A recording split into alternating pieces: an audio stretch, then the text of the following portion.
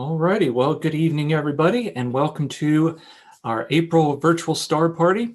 I'm Dr. Billy Teets, and I'm the director here of the Vanderbilt Dyer Observatory. Before we begin, if I could have some of our presenters give me a thumbs up if I can be heard okay. All right, thank you. So welcome to yet another star party. We've got a great program lined up for you all. So we've got presentations from here at Dyer Observatory. We've got presenters from the Barnard Seaford Astronomical Society, Bays Mountain Park and Planetarium, McGill University up in Montreal, Quebec, Canada, and then the Memphis Astronomical Society. So even though the clouds are not wanting to part here in the mid-state of Tennessee, we have a great program, and I'm excited to jump right in. Before we do that, I do have a few announcements. So first thing is we've got Brian Smokler from VU News and Communications, who is making sure that our stream is getting out to you all tonight. Hold on one second. I think I might be getting an echo. Turn this down. All right, does that sound a little bit better? Hold on one second here.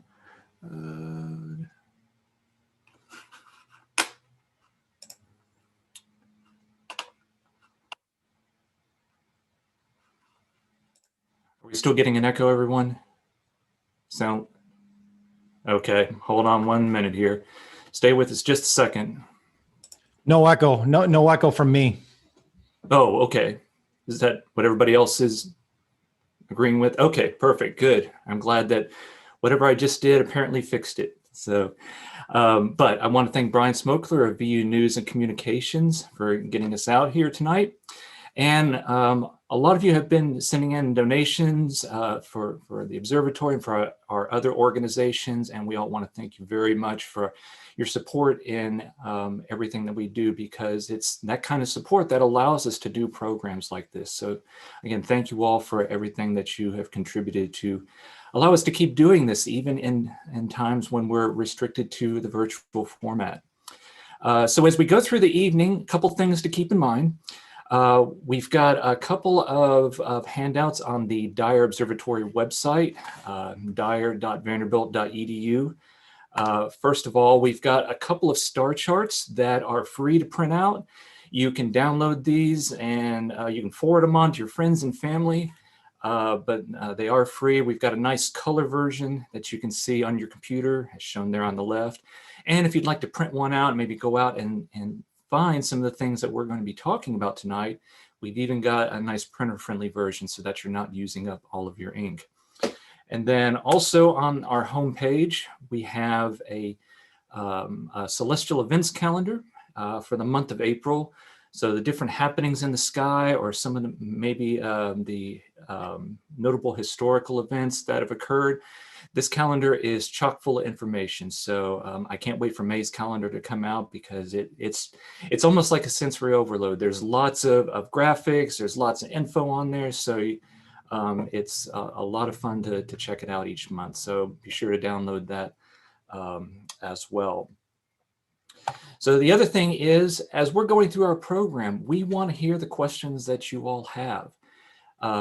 So as you're watching this on YouTube, if you're in the full screen view, you may have to get out of full screen to be able to see the chat, and you will probably have to log into YouTube in order to be able to post the chat questions. But again, we highly, highly, highly encourage you guys to post your questions, because we want to be able to interact with you even in this virtual format. So as a question pops into mind, it doesn't even necessarily have to be on the topic that we're on at the moment. Just go ahead and put it in the chat. You don't have to wait to the end to do that, okay? So I think that is everything in my notes. So without further ado, let's get right into the program. So our first presenter is going to be Mr. Adam Thans from the Bays Mountain Park and Planetarium, which is way over in the northeastern portion of Tennessee, over in Kingsport. So Adam's been into astronomy since he was 12 years old, and after receiving his master's degree in astronomy and education at the University of Florida, he's been at Bays Mountain since 1992, where he's been educating about and sharing the night sky. So tonight he's going to be talking to us about an object that is near and dear to the heart of everyone, and that's our moon. So Adam, hopefully you got some clear skies out there, but go ahead and take it away.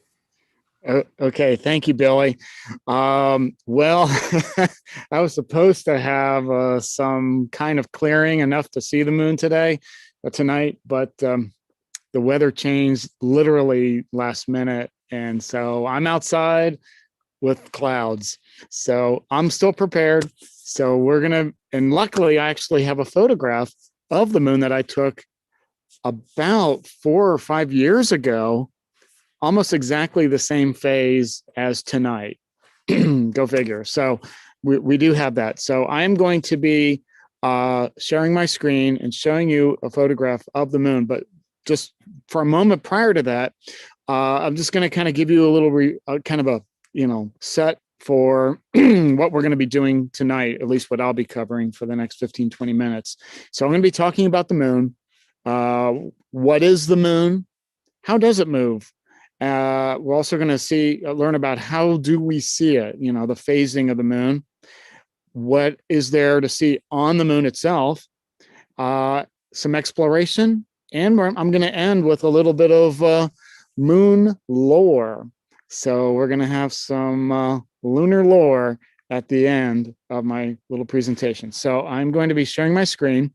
And of course, as you would expect, some technology went out on me at the last minute. And so I'm having to go use a different method. So you should be seeing a picture of the moon, where you're going to see a crescent moon. And that is the phase of the moon right now. You're going to see that it's not fully illuminated, not a full moon, but only a crescent phase. And there's a shadow line that goes across there. I'm going to get into that in just a little minute, but there we go. So what is the moon?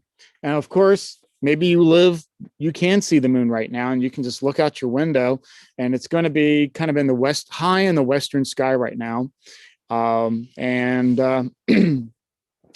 Hopefully you'll see the moon. If not, maybe tomorrow and then another day.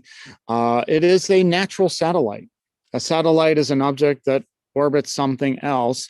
This one's naturally made. It's not man-made. So we call it a natural satellite. And it's actually made, the surface has two main components to it, regolith and basalt. You can tell which is which just by looking at the moon. And you've seen this, but maybe you didn't know which was which. So when you look at the moon, you notice that most of it is very bright and white, and it reflects a lot of sunlight. That is regolith. Now, regolith, what it is the bedrock that's down below that has been pulverized by millions and billions of years of pounding from rocks from space, asteroids, small little rocks from space, all of it hitting the moon. And every time a rock hits the surface of the moon, it makes a crater. Now, the big difference from the moon and the Earth, the moon has no atmosphere. The Earth does. So when a rock from space hits the Earth, or the Earth sweeps it up in space, and we're a bigger target, by the way, it burns up. The object from space, once it gets in our atmosphere, it burns up from friction. The moon has no atmosphere. So even the teeny tiniest little rock from space hits the surface and makes a teeny tiny little crater. And that gardening, that's what it's actually called, will churn the surface up. And, the astronauts knew when they went to the moon that they were going to be expecting this powdery surface. What they really didn't know was, is it really thick? Could their spacecraft sink into it? And so that was kind of a stressful moment when they were going to land, because they weren't really sure. So those are the highlands. Those are areas of the moon that are higher than the average surface of the moon. The basalt, that's the dark areas. And the basalt is lava. So if you look at the moon, you're going to see how the Maria, which is Latin for seas, which are those large, roundish, dark gray areas, they're all kind of round. And that's because they're actually caused by a large impact from space. A large rock from space, an asteroid, hit the surface of the moon, cracked the surface. And back when the moon was young, it still had a molten core and magma underneath the surface, and magma upwelled through the crack and filled in low-lying areas. And so those lowlands basically got filled up. And because the crater that was formed was round, that's why we see them as these round shapes. And so you'll see craters on top of the Maria, the basalt pools, so to speak. And of course, it solidifies very quickly once it reaches, access to space.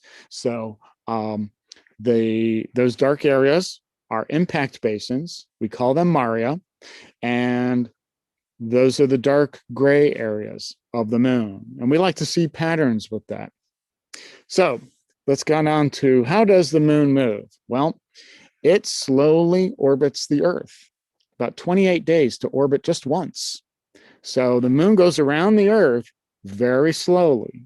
And it's almost, think about something on the calendar that's about 28 days long, 29 days long. Are you thinking of it? That's right, the moon, a month.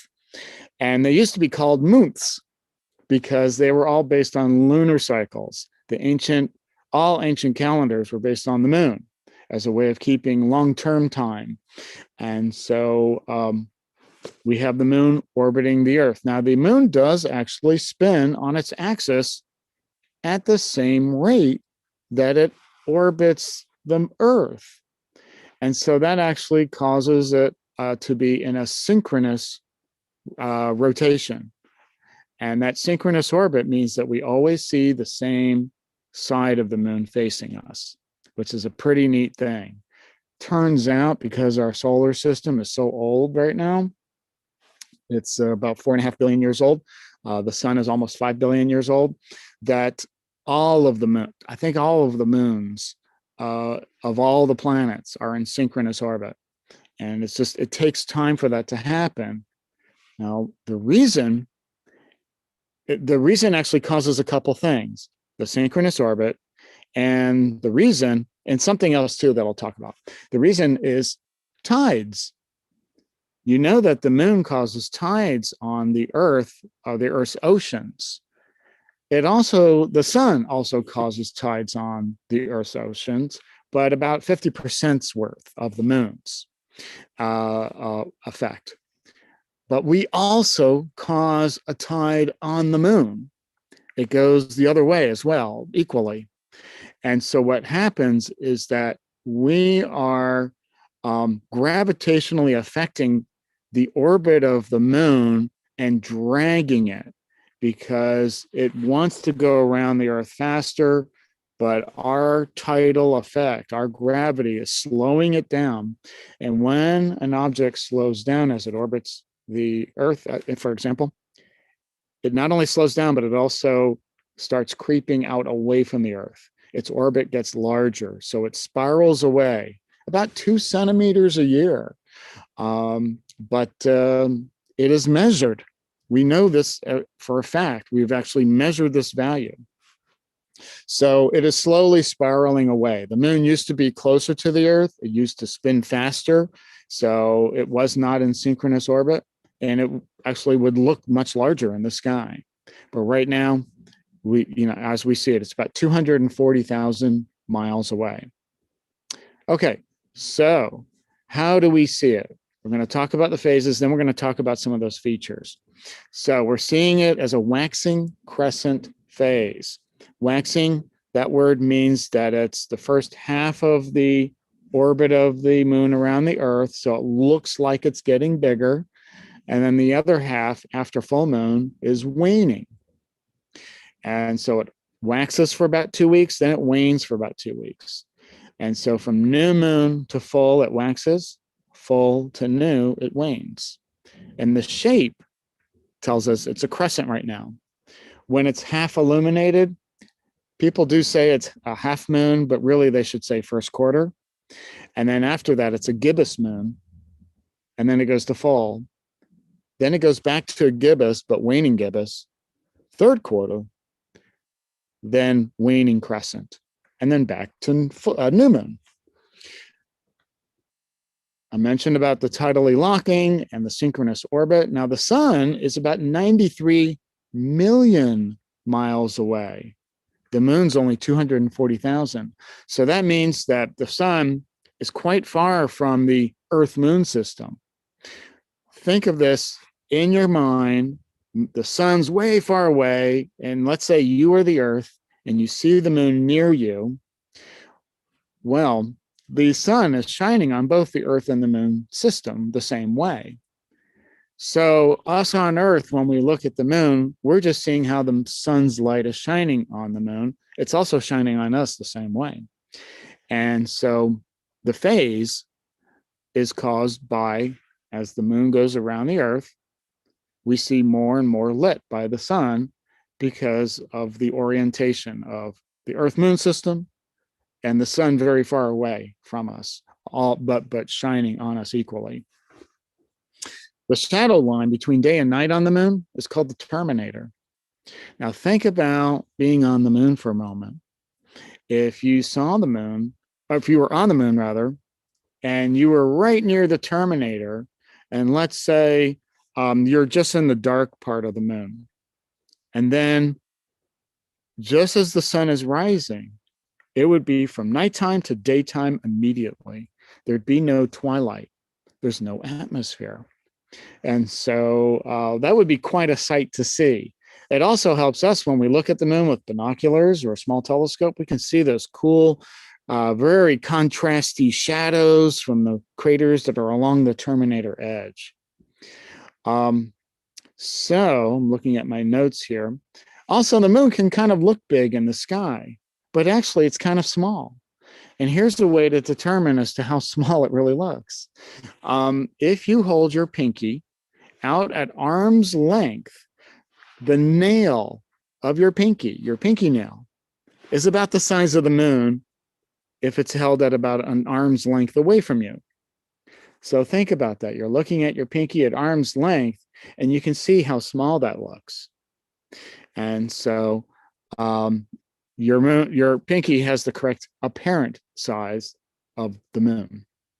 Now, what is there to see on the moon? Okay, so now we're going to go to some other images. So I've zoomed in on that image. You can see the dark areas. Do you remember the name of the dark areas? I think I heard it out there. The Maria. That's right. Latin for seas. And they're made of what? What kind of rock? The dark gray rock caused by lava? Basalt. Correct.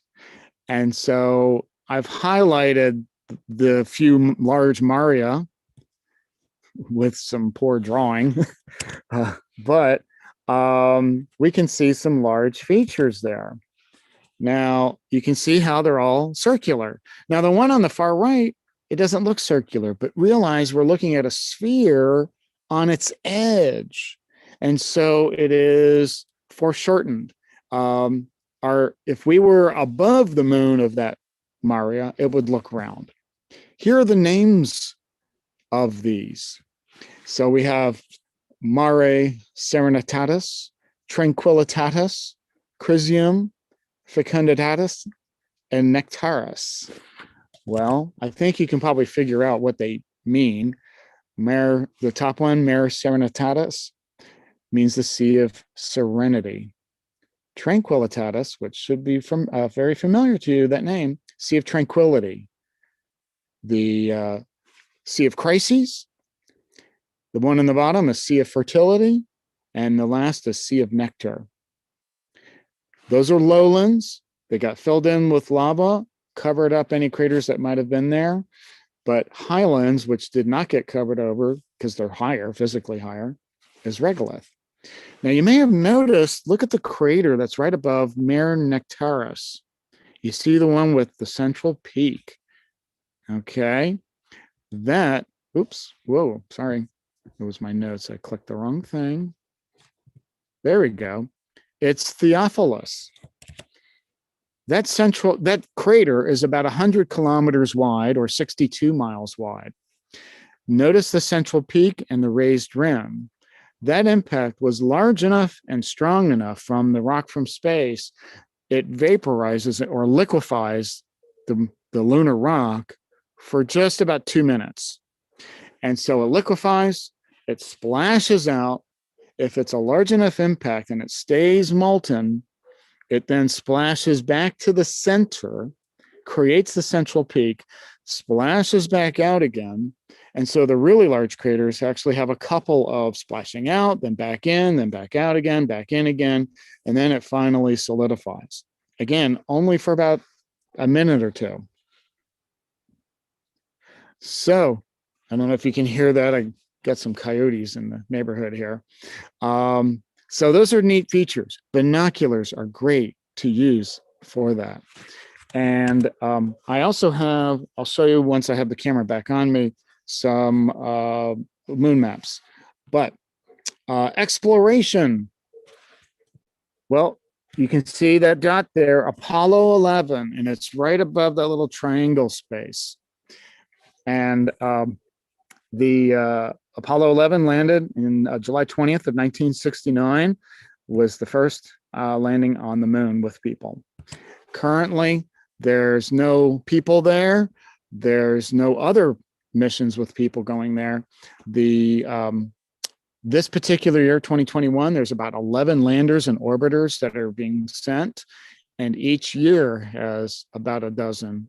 We're not sure when we're going to be able to get back to the moon with people. It is not an easy task, and it's going to be interesting to see what happens with that. I'm going to stop my share for just a moment because I have my Skylore story that it's very short. And oops, there we go. You should be seeing a picture of the Moon Woman. Now, this artwork is from the Astronomical Society of the Pacific, and it is for public use and also for educational use. And so I'm going to read this very short story of the Moon Woman. This, again, a Polynesian story. And so the story goes, have you ever seen a rainbow at night formed by moonlight instead of sunlight?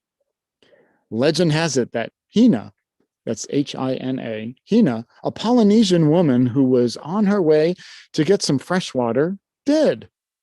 She had always wanted to live in the heavens, so she walked along the rainbow and didn't stop until she reached the moon. She lives there now and can be seen beating her tapa board to make cloth. Can you find her? And now I'm going to go to another image. So I hope you can see that. You can see a full moon image. Next to it, you can see the Moon Woman beating her tapa board to make cloth, which is that white part.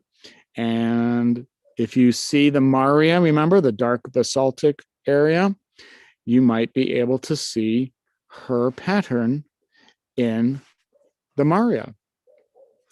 There are lots of stories like this from all sorts of cultures and are just a lot of fun. And if you have a family with young ones, please look these up. These are great stories, and they're all very interesting, and they're all very specific to the culture itself. So that was the Moon Woman story from Polynesia. And I was going to very briefly show you, there are things like this available. Moon map that has, guess what? A moon map with lots of info. You can get online now and get moon maps anywhere. And this is actually out of print. Those of you who are into the moon may know about this. This is from Anton Ruckel, Atlas of the Moon.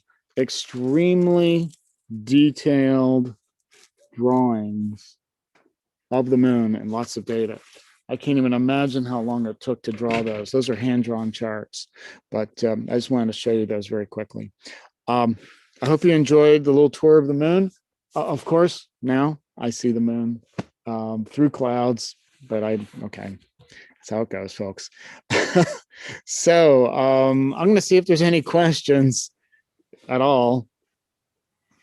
Well, thank you, Adam. And, never get tired of hearing about the moon and never get tired of seeing the moon. And I think that's probably the opinion of all of our presenters tonight.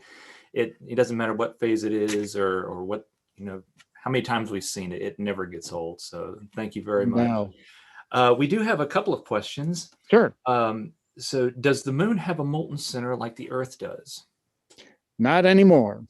So when any planet or moon formed, of course, it's all molten and it slowly cools. Earth is a little unusual because even though we're not a very big planet, we have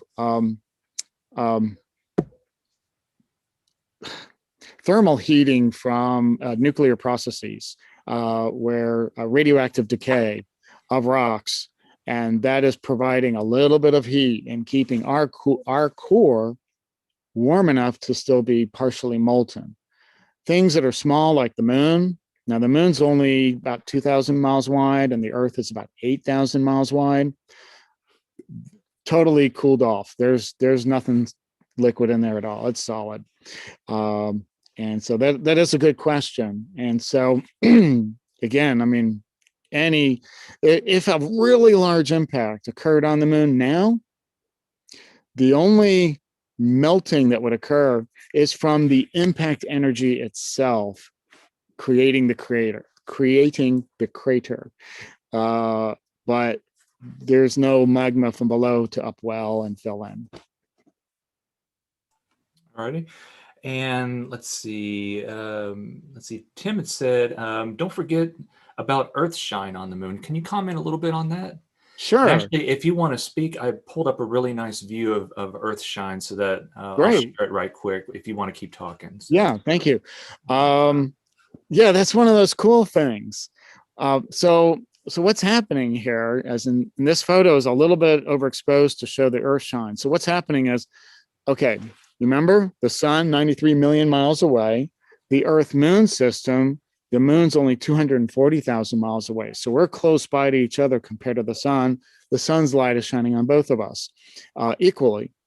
But when the sunlight that's shining onto the Earth is reflecting off of the Earth out into space, and some of it gets shined back onto the moon. And so there are times when we can still see the dark side of the moon.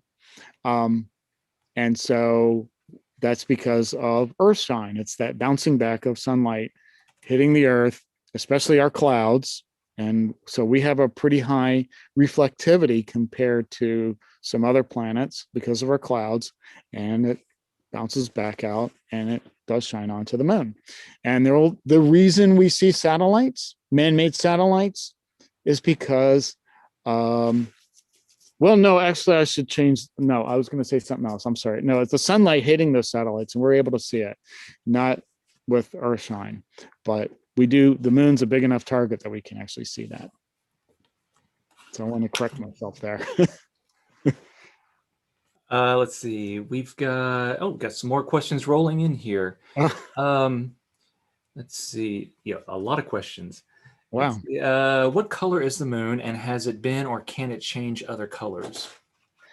The moon is pretty gray, different levels of gray. There are some subtle colorings, but nothing like when we look at the Earth from space, nothing like that.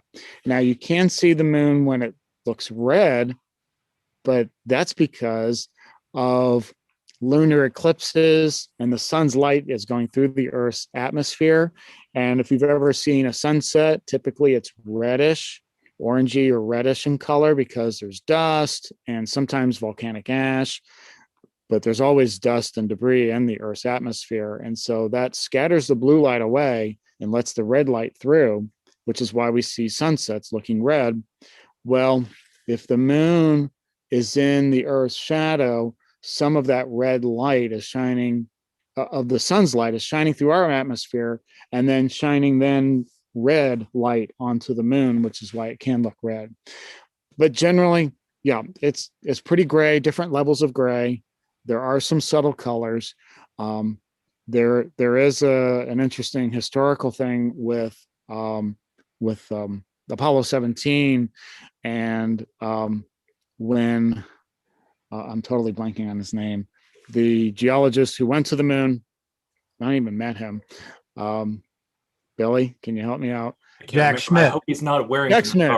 or watching tonight. Yeah, Jeremy said it. Jack Schmidt, Harrison Schmidt. Okay, yeah, gotcha. He was the only geologist that actually went to the moon. All the other astronauts were pilots. They weren't scientists. He was, when Apollo 17 was known to be the last mission to go to the moon, because the 18 and 19 and 20 were cut for finance reasons.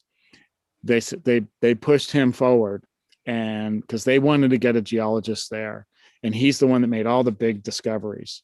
And he actually found orange glass, which was an indicator of age and also a type of rock. But it took somebody like him to be able, that's why you have a professional that knows what they're doing to do the work, because no matter how much you train an astronaut, they're not geologists. But he was. And so it was actually quite a thrill to hear him and meet him talk about geology on the moon. There is not a single person on the entire planet that could actually give that talk with authority, because he's the only one that's been there, the only geologist on the moon. So anyway. We've got a lot more questions rolling in, but I wanted to point out one thing, and this is going back to the color of the moon and how you were talking about there were subtle things here. I pulled up an image. So this image is, it's really enhanced to bring out the subtle colors. So I was just reading down through here that the bluer regions are titanium rich, and the orange and the purple colors are more titanium poor. But yeah, this is a photo of the moon that has been the colors have been really enhanced to pull out that detail, like you were mentioning before. Yes. I have, when I've taken like very good pictures of the moon, I can see in my photos subtle colorations, very subtle. This has been like really pushed to really show the color difference. Like, like you start moving sliders way over. Mm-hmm. It is real, but your eye never sees that. Let's see. Okay, so folks, keep the questions coming in. We've got to move on to our next presenter, but I'm going to make a list of all these questions. So Adam, you've got your work cut out for you at the end of the show, but we have a little bit extra time built in at the end of the program for where we can do a Q&A session. So we'll come back to the questions if we haven't been able to answer yours. Yeah. So just hold tight there. We've got some other really interesting topics we're going to be talking about tonight. So Adam, thank you so much. That was a great talk about the moon. I look forward to hearing more, especially when you're answering the other questions. So. Yeah. We should go on to the next speaker. But that's great. Thank you. You can never talk too much about the moon. That's the thing. So. Alrighty, so we were over in East Tennessee. Now we're going to come back to Middle Tennessee, and we're going to visit with Theo Wellington. So Theo, I've been working with her for a number of years. She received her bachelor's degree in science and astronomy from Case Western University. She worked at the Sudacum Planetarium at the Adventure Science Center from 2005 to 2016. She's a member of the Barnard Seaford Astronomical Society and has been since 2003. Did I say that correctly? Yeah, Adventure Science Center from 2005 to 2016, and a member of the Barnard Seaford Astronomical Society since 2003. She's also a NASA JPL Solar System Ambassador. And last but not least, she's also an International Dark Skies Association Dark Skies Advocate.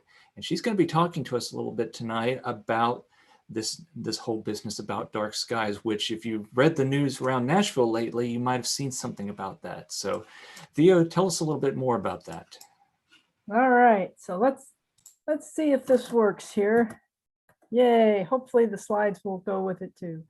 All right, so good evening. And yeah, my name's Ellington. I'm an avid amateur astronomer. I really enjoy public outreach. And I think I've been hanging around outside at night for quite a lot of my life. And so I wanted to talk a little bit about dark skies and why we should care, because sometimes that is a question that comes up. So yeah, I have my IDA hat on today. The International Dark Sky Association was founded in 1988. It's not all that old, but they have grown quite a lot, and they kind of lead the way in trying to limit light pollution. So what is light pollution? Every bit of the light you see in this picture, and this is a poor resolution, but it's showing the light that we see from space. And so every bit of that light that comes up is wasted. It's not lighting up your street. It's not doing anything interesting. It's just going up into space. As you can see, it's definitely an Eastern United States thing as far as for us. Europe's pretty bad. You know, any urban area's got issues. So it's hard to find Tennessee actually with all that light blot there. So, you know, a lot of people will come up to us at a star party and they'll say, well, it's dark at my house. Yeah, no, it's actually not. This is a map of light pollution. Now to make sure you guys are seeing this, right? And Middle Tennessee is actually pretty horrific. In this map, darker colors, warm colors are very bright skies, and the blues to grays, a natural sky would actually be black. And so my house is sitting there on the edge of the red and the orange. One of our dark sky parks, Pickett, is up there in that little blue patch in East Tennessee. And if you look way over on the western side, there's a little patch of gray. That's in Missouri. That is actually the Mark Twain National Forest. If you ever get a chance, you should go there. It's a lovely place. But our night skies have actually become an endangered species. The cities are sprawling out in brightening circles. And so we're trying, by recognizing places like dark sky parks, to actually encourage people to conserve what we have. And then maybe we can do a little bit of work on fixing the problems we have. Now, how much difference does that make? So here is a graded picture showing you from extreme light pollution all the way to a really nice sky, kind of what you might see. Okay, so my sky is somewhere around a 6, maybe on a good night, it might get barely close to 5, but it's definitely gotten worse over the time. I live up on the northern side of Davidson County.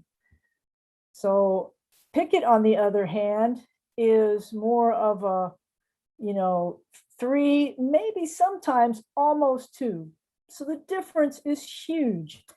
And when you go out there, you realize you've forgotten what the sky looked like.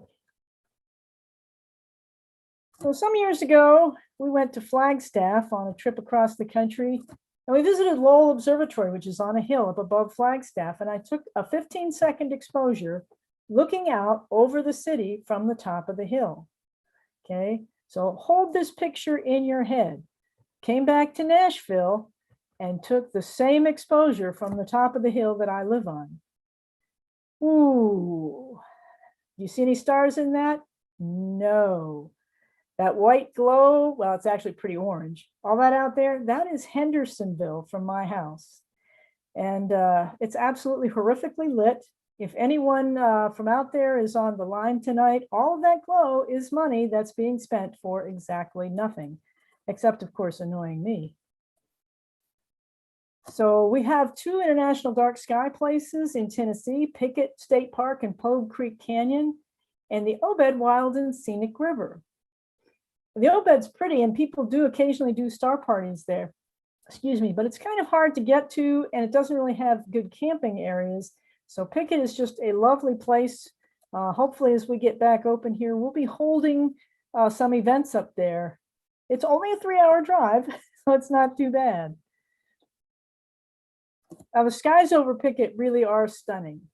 That light that's coming up on the side of the image there is not the sun. That is the moon rising in the wee hours of the morning. I had to run up there to get my fix of dark skies last Sunday night. It was new moon and it was clear. And so I went up and just spent most of the night outside just saying, wow, that's amazing how much you can see. It actually was dewless also, which is really rare for the Cumberland Plateau. So special places like this are really worth protecting. But what about our view here at home?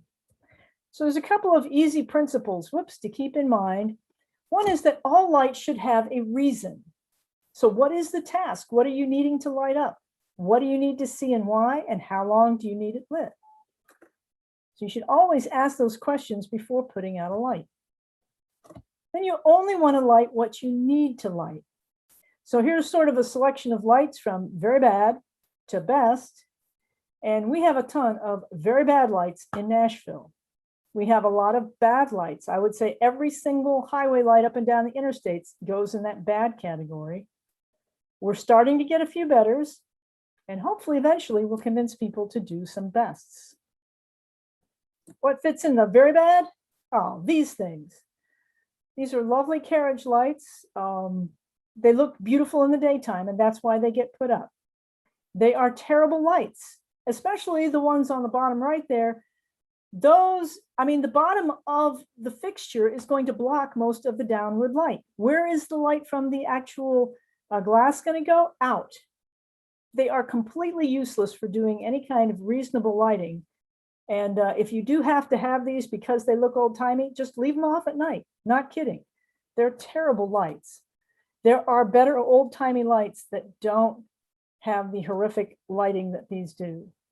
I would ban them, but people love them. Goodlettsville, my little town here, just replaced their streetlights with LEDs. And they just replaced them one for one. They put all of them up on the same poles. And mostly they are flat looking down lights. So here I am up on a hill so I could get almost level with the light. So you can see the new light, that's the street side, and then a standard sodium light that's still an NES yard light on the parking lot side. And you can see the difference between those two lights. One puts light down on the street, the other one is just kind of a light bomb. So you can make a huge difference by replacing these. Now, Goodlettsville can replace the lights that they are responsible for, but things like that other one, that's the property owner who's renting that light from NES. Most businesses now are putting in LEDs. It can be done right. It can also be done wrong. So here you have a hotel that's got the nice flat LEDs on the right. On the left, I'm not going to mention them by name, despite the fact that they're there in the sign, but there is some bad LED lighting. I don't know why they felt the need to angle those lights. I guess they're trying to light the building also. Not necessary, but that's doing it wrong. So I might someday stop by and ask them, how come? Good examples of some amazing lighting. I want you to look at this tennis court. The tennis court there, the nets, the playing court is fantastically lit, but you hardly see the lights that are responsible for doing the lighting.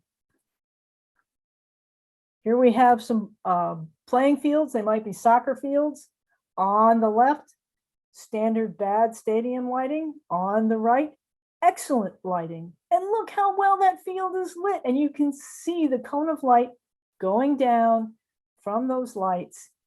And I like to use the sports lights because these guys often want to have some kind of exemption from lighting ordinances because they're convinced you can't do sports lighting correctly, but you can. They can do it just as well as anyone else. And you should always use only as much light as you need. Gas stations seem to think the brighter they make it, the more people will come.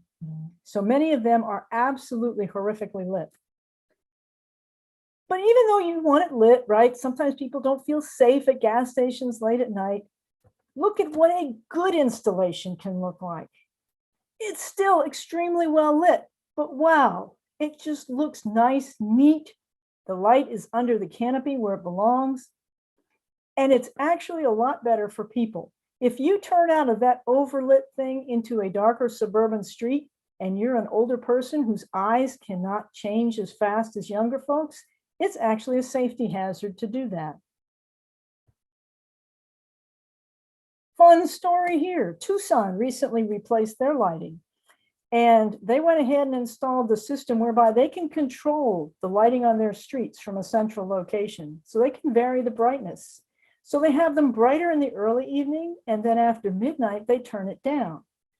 But they tried for fun turning down some of the lights a lot, 30%, but they didn't tell anybody. They waited to see who would notice. You know what? No one did. And part of that's because your eye will adjust if you give it a chance, if you don't overload it with light. And so your eye adjusts, it looks the same brightness to you. So that's kind of fun. They are saving a ton of money and have improved their sky. Then light it only as long as you need it. And while I was standing up on the hill taking a picture of Lidsville's lighting, that Tidal Max sign was super annoying. It wasn't super late at night, but come midnight, is anybody actually going to get a Tidal Max loan between midnight and 6 a.m.? Probably not. You could probably kill that light. The church has their front architecturally lit. Again, past some time at night, you can turn it off, okay? And whatever that is on the light pole there that was shining straight back at me, I don't know what that was intended to light. I think one of the strip shopping centers there. Again, if the light is shining in my eyes and I'm standing up on the hill, you're wasting light. You're not lighting what you want to light with most of your light. And you know, I don't really know why business signs are on all night. You don't leave the lights on in your house all night. Why would you leave these on all night? And of course, this, I actually kept this copy of the magazine because this is one of the most horrific pictures ever. Not that it's not nice to have really amazing architectural lighting, but that they then photoshopped the Milky Way behind this house. That's just egregiously bad. So they earned a place in my wall of shame. Also, use the lowest color temperature light you can for what you're doing. Very few tasks require super bright, super blue, harsh lights. And most of us find it annoying to have that kind of bright light, especially at night outside. So again, Goodlettsville's lights are 3500 K lights, kind of a warmish color. They're definitely not as blue as many I've seen. And there's plenty of light. Now this is a shade overexposed because I wanted to show a couple of things. One is, look at the pole that the light is on, the one nearest to us. You can actually see where the light cuts off. The transformer above the light is not lit. So that's really cool. The light is putting its light down on the street where we want it. And as you go on down the street, you see the next light less, and the next one down, you really can't see the light out of the fixture at all, and yet the street is well lit. All right. Now at home, I mean, we can't do anything individually about what the city does, but at home, there's a lot that you can do to really improve your view of the night sky. First one is turn off your outdoor lights. Like those, you know, you're not going to see a meteor shower looking at that. All right. Then maybe convince your neighbor to turn off some of his outdoor lights in exchange for pointing out some stars or saying, hey, let's watch for meteors. That's a neighbor's light. He lights up his porch, his back deck occasionally, and that light is off and on all night. I don't know what it's there for, but it's really annoying because I have a long driveway and that light is beaming straight at me the entire way down. And in fact, in the right-hand picture, you can see the street light on the left and his porch light. And his porch light is really doing a great job of beaming me. So that could go off. And then turn off indoor lights if they're going to shine out to where you're going to be looking at the sky. So if I just walk out my garage and I leave the garage lights on, I leave my lights in the room there on, I'm putting a lot of light out into the space where I'm going to be. I can improve the view quite a lot simply by turning those off. The more light you get out of your eyes, the more you're going to see. Stay out for a while. It takes about 20 minutes for your eyes to become dark adapted. It's a chemical change that actually goes on apart from just your eye widening out. So hang out outside for a while. These zero gravity chairs are great, but what you don't want to do is put some white light into your eyes. So while you're relaxing, stifle the urge to get out that phone and light up your face and put that light back in your eyes.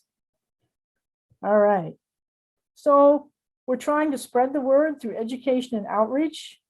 So to teach about dark skies, how easy it is to solve the problem, and why we would want to solve the problem. Lighting ordinances, Nashville just approved a new lighting ordinance. Now it's not super all-encompassing. It mostly deals with new construction, but it's a place to start. There is actually a limit. If your neighbor has really bright lights that are spilling onto your property, you can ask for codes to address that. But the sad thing is the ordinance does not address street lighting. Turns out Metro City Council can't tell Metro Public Works what to do. So that's a different conversation that we'll have to have. But there is absolutely no reason to have uplighting when you're wanting to light something on the ground. Even the lights of Nash Vegas downtown, really, you want those lights to go into the eyes that you want to see that garish light. If it's going up into the sky, it's still doing you absolutely no good. There is a lot of ammo available if you want some more information or want to pass this on to your neighbors. IDA has a tremendous amount of information available at their website. And lastly, why should we care? I mean, you know, light and civilization have been connected in our heads. And mostly when I would start doing this, people would say, well, you astronomers, you're just a little group of people. We don't want to have to go to all this trouble just for you guys. And that's true. If it were just about us, it wouldn't be maybe, I mean, we would think so, but you know, you can't ask everybody to change just for you. It's not always a small group. Star parties are popular things, and some places it's big business. Arizona gets $300 million a year from astronomy, so they do care about light pollution. But the first reason is you save money, right? Every bit of this is money. So not many people would stuff dollar bills into a rocket and send it into space. That's exactly what we're doing when we light up the night sky. We spend the money to produce the electricity, to buy excessive fixtures, and we're just lighting up the bottoms of airplanes. For the US, the estimate is something like $3.5 billion a year. Knoxville is saving money. They estimate they'll save $2 million a year from their recent retrofit. Goodlettsville thinks they'll save at least $100,000. So there's a lot of money that can be saved. Then there are animals that actually come out at night. That's their time to shine and to move around. Yeah, true, we don't have a lot of really cute ones, although owls are pretty good. Bats have a bad reputation lately, but here in Tennessee, they eat a lot of insects. Bats are my friend. So I'm sure if they could ask, they would ask you, why are you turning on the lights outside and then pulling down the dark shades on your house? You know, because they don't appreciate that. They're not asking for their house to get lit. Sadly, we don't have anything nearly as cute as a sea turtle. If some of you have been to the beaches, you know that keeping the beaches dark for the turtles has been a movement. But we do have birds. I didn't know this until recently, but the majority of our songbirds migrate at night. They're trying to use the moon, the stars, and the sky to navigate. We're literally losing hundreds of millions of birds because they're confused by it being bright underneath them. In St. Louis, they're doing bird mortality surveys. I want you to think about those words, bird mortality surveys, to identify which buildings are killing birds. And toward that end, the National Audubon Society and IDA are partnering to spread the word about how we can make cities safer for birds, particularly during migration season. So try to remember that we aren't the only species on the planet. Safety is always a concern. Good lighting will make you safer, okay? Makes you able to see the bad guys lurking in the shadows. Actually, most burglaries take place in the daytime. Crooks like to sleep at night. And a city in England found that crime actually dropped at night when they turned their lights off. When they asked the burglars, they said they felt safer going to cities that were better lit. Weird. Schools used to have all their lights on at night. Now most of them have gone to having motion sensors. That way, when somebody's in the building, anyone driving by can know it because the lights are on when they shouldn't be. So having something that changes is a much better safety option than just silly bright lights all the time. And of course, this is a hazardous situation. If you drive a truck with great big bright lights, your light will come straight through my windshield and I won't see a thing. So that's a hazard. I know you can see well, but I can't. So consider that as well. Also, you are not nocturnal. We need the rhythm of day and night for the best health. Study after study has linked working the night shift to bad health outcomes. So we need the night as well as the rest of nature. So encourage good lighting. There is an approval from IDA that gets stamped on some of the packages. Lowe's carries some of these as well. So look for that and just think about lighting when you do it or how you can improve what you've already got. And LED lights can be good. They generally give better color rendition at night. You can see how the trees lit by the LEDs are green and the one there under the sodium light is orange. I guarantee you it's just as green as the rest of them. Just don't listen to the salesman tell you how much more light you can afford since the LEDs are a little bit cheaper. And there are a lot of lights to replace. And you got that egregious billboard too. In Arizona, they light the billboards from the top down. Again, that puts the light where you want it and not where you don't need it. And beyond that, inspiring the next generation. These are some quotes from kids, and this is not an unusual thing. People have been taught that science is boring, it's only for eggheads. But we want to encourage students to learn about STEM disciplines. Every classroom, well, maybe not every classroom, but every school, somewhere in it's got posters that say, reach for the stars. We want the kids to have stars to reach for, okay? Ask engineers, doctors, what made you interested in science or engineering? And very often the answer is, I used to look at the stars when I was young. Increasingly, though, our kids have no real idea what stars you're talking about. Do you mean the moon? Science is about nature, a nature that our students are increasingly disconnected from. They're in climate control all the time. They can look at the world on little screens no matter what the weather is. But science is about the natural world, about the mud, the bugs, the weather, and yes, the wonder of our view out into the universe. To observe the night sky intentionally is to become aware of the rhythms of nature, the phases of the moon, like Adam was talking about, to make that connection between yourself and the greater universe that you're a part of. To watch the stars is to enlarge your viewpoint, open your mind, and have a much better sense of your place in the universe. It's also free, right? Imagine if every student had this view of the universe. And this is actually from that place in Missouri. Astronomy is the one science that's free and available to everybody. You don't need a microscope or a chemistry set. You just walk outside and look up. So it's great. Our cultural imaginations are there, stories told in the pictures that we've drawn in the stars, heroes, animals.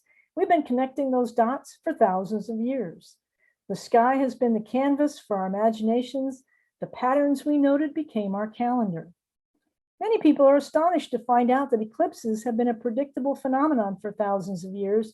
People noticed what was going on in the sky. They were connected to it. Why should we worry about what's going on here? Can't we just travel to see the stars? We could, but a lot of people can't. You know, kids in some of the downtown areas never see the sky.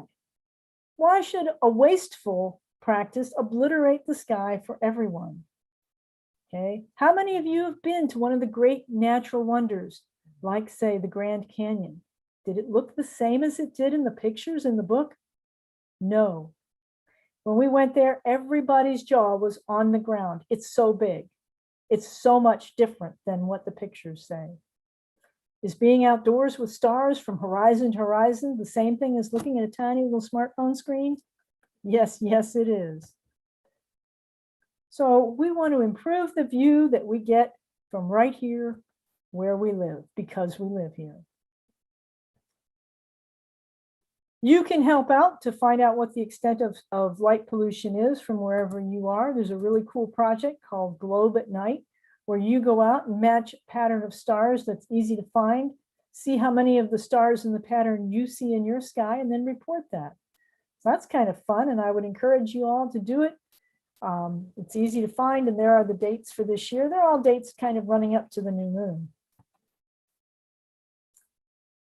So light pollution is kind of the equivalent of spray painting graffiti on the window through which we can see out. It doesn't get dark when the sun sets. Instead, the fog of light lifts and the thousands of suns appear. The planets dance, meteors surprise us, comets go around the sun and disappear. I would argue that our lives and our children's lives would be immeasurably poorer if we take away the glorious view into infinity that's set before us every clear night. I want to close with a quote from poet Ralph Waldo Emerson. If the stars should appear one night in 1,000 years, how would men believe and adore and preserve for many generations the remembrance of the city of God which has been shown? But every night come out these envoys of beauty and light the universe with their admonishing smile. I think that's just a very lovely way to think about what the sky looks like. And so the other thing, to segue kind of into maybe what's coming up here, this is galaxy season, as it turns out. It's a season where our view into space is out of the plane of the galaxy, and we get to see a lot of cool stuff. So in particular, I was looking one night, I was going to photograph a pretty little spiral galaxy called the Whirlpool for kind of obvious reasons. But I thought first I would take a look in the eyepiece of the telescope. Now I have a decent sized refractor telescope there that I was using that night. That's bigger than what Charles Messier used for looking at objects for most of the Messier list. And this particular one is Messier 51. So I looked and I couldn't see it. It just wasn't there. It's vanished into the fog of the skies that we have here in Nashville. And that's kind of sad that I couldn't see. It's a relatively bright galaxy and I couldn't see it at all from my house. So hopefully we will do better and get rid of some of the lights, because we really, like I said, we're just wasting the light. So many of us started out under the night sky just for fun. There's my very first telescope. It's a tiny little Tasco. It had good optics, lousy mount, but that's what I started with. That's what started me down the road to loving astronomy. So anyway, thanks for listening. I hope you could tell that I'm a little bit passionate about this. I like seeing the stars, and it's really fun to see them. And I hope everybody eventually gets to see the Milky Way at some point. Get out to our dark sky parks and let them know you're there for that, and have fun. All right. Well, thank you very much, Theo. That was another great talk. And I think you answered one of our questions. What inspired you to go into that field? Yeah, I mean, the night skies, and I grew up about 2-3 miles as the crow flies from Harrisburg, Pennsylvania, which is the capital city in between Philadelphia and Pittsburgh. And the night skies were darker then. There simply weren't as many lights. And even with that tiny, tiny little telescope, I could see a lot of things. that are just vanished today. And so I feel sorry for kids because, you know, it takes more to see things, or you have to travel.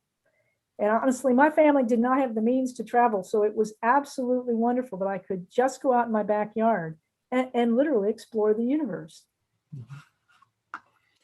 Yeah, actually, somebody had commented on the use of light pollution filters. Can you comment on that at all? Yeah, and those are going to have an issue. Most of those filters, what they did is they cut out the parts of the spectrum where those pesky sodium lights were. And it's a little bit harder. The LED lights tend to put out a much broader band of light throughout the spectrum. So it's harder to pick out a piece and just knock that out. But there are filters that are meant to knock out some of the lights that are in specific wavelengths. And that way it'll boost what you're looking at a little bit up over the background. Some of the nebula filters will do that as well. Because that's most of the problem, is that galaxies and things, they're bright, but they're spread out. And so they have to be able to get above that background noise. So if you can darken that up a bit, you can bring those out. So they help. But like I said, the LEDs kind of make it harder because they spread out the light more in the spectrum. Right. So the filters aren't a perfect solution. They help some, but yeah, it's nothing like the pure dark sky. And I just wanted to comment on one thing that you had said. You know, a lot of people think that you have to have a telescope to appreciate the night sky, and you can learn and get so much just by going out to a dark sky and just using your little built-in telescopes. And I mean, that's really what got me so inspired, is just going out with a book about constellations and learning the star names and finding the constellations in the night sky. I had a cute little golden book that listed, you know, the double stars and things Yeah. like that you could look at. And yeah, and when I went to pick it last weekend, I had the telescope with the camera on the back. I was just sitting in the chair going, wow, this is an amazing sky. Look, I can see things with my bare eyes that I can't see. What is even that thing there? Oh, that's Hydra. I've never, you know, whole constellations are vanished here in Nashville. So yeah. Yeah, and even a small pair of binoculars will just show you the wonders as well. So it doesn't take a $10,000 telescope to show you the night sky. Nope. There was another main question. So how do you get your municipality to do this kind of light analysis? And are there big arguments for less light going up against arguments for more light due to safety reasons? It is a challenge because that's kind of a mythology that, and it's part of our thing. You know, humans don't like to be in the dark. You know, there's scary things out there. And so we've been lighting fires and trying to get it bright as long as we've been human. There's actually nothing much out there that's not out there in the daytime. You have to tell yourself that. But so yeah, you do have to, there are studies that have been done about crime. There are studies about things like, I mean, you do have to acknowledge that cars travel on roads and we don't want more accidents. So keeping the lighting appropriate to what's going on is important. And cities are always going to have more light than, say, a rural area.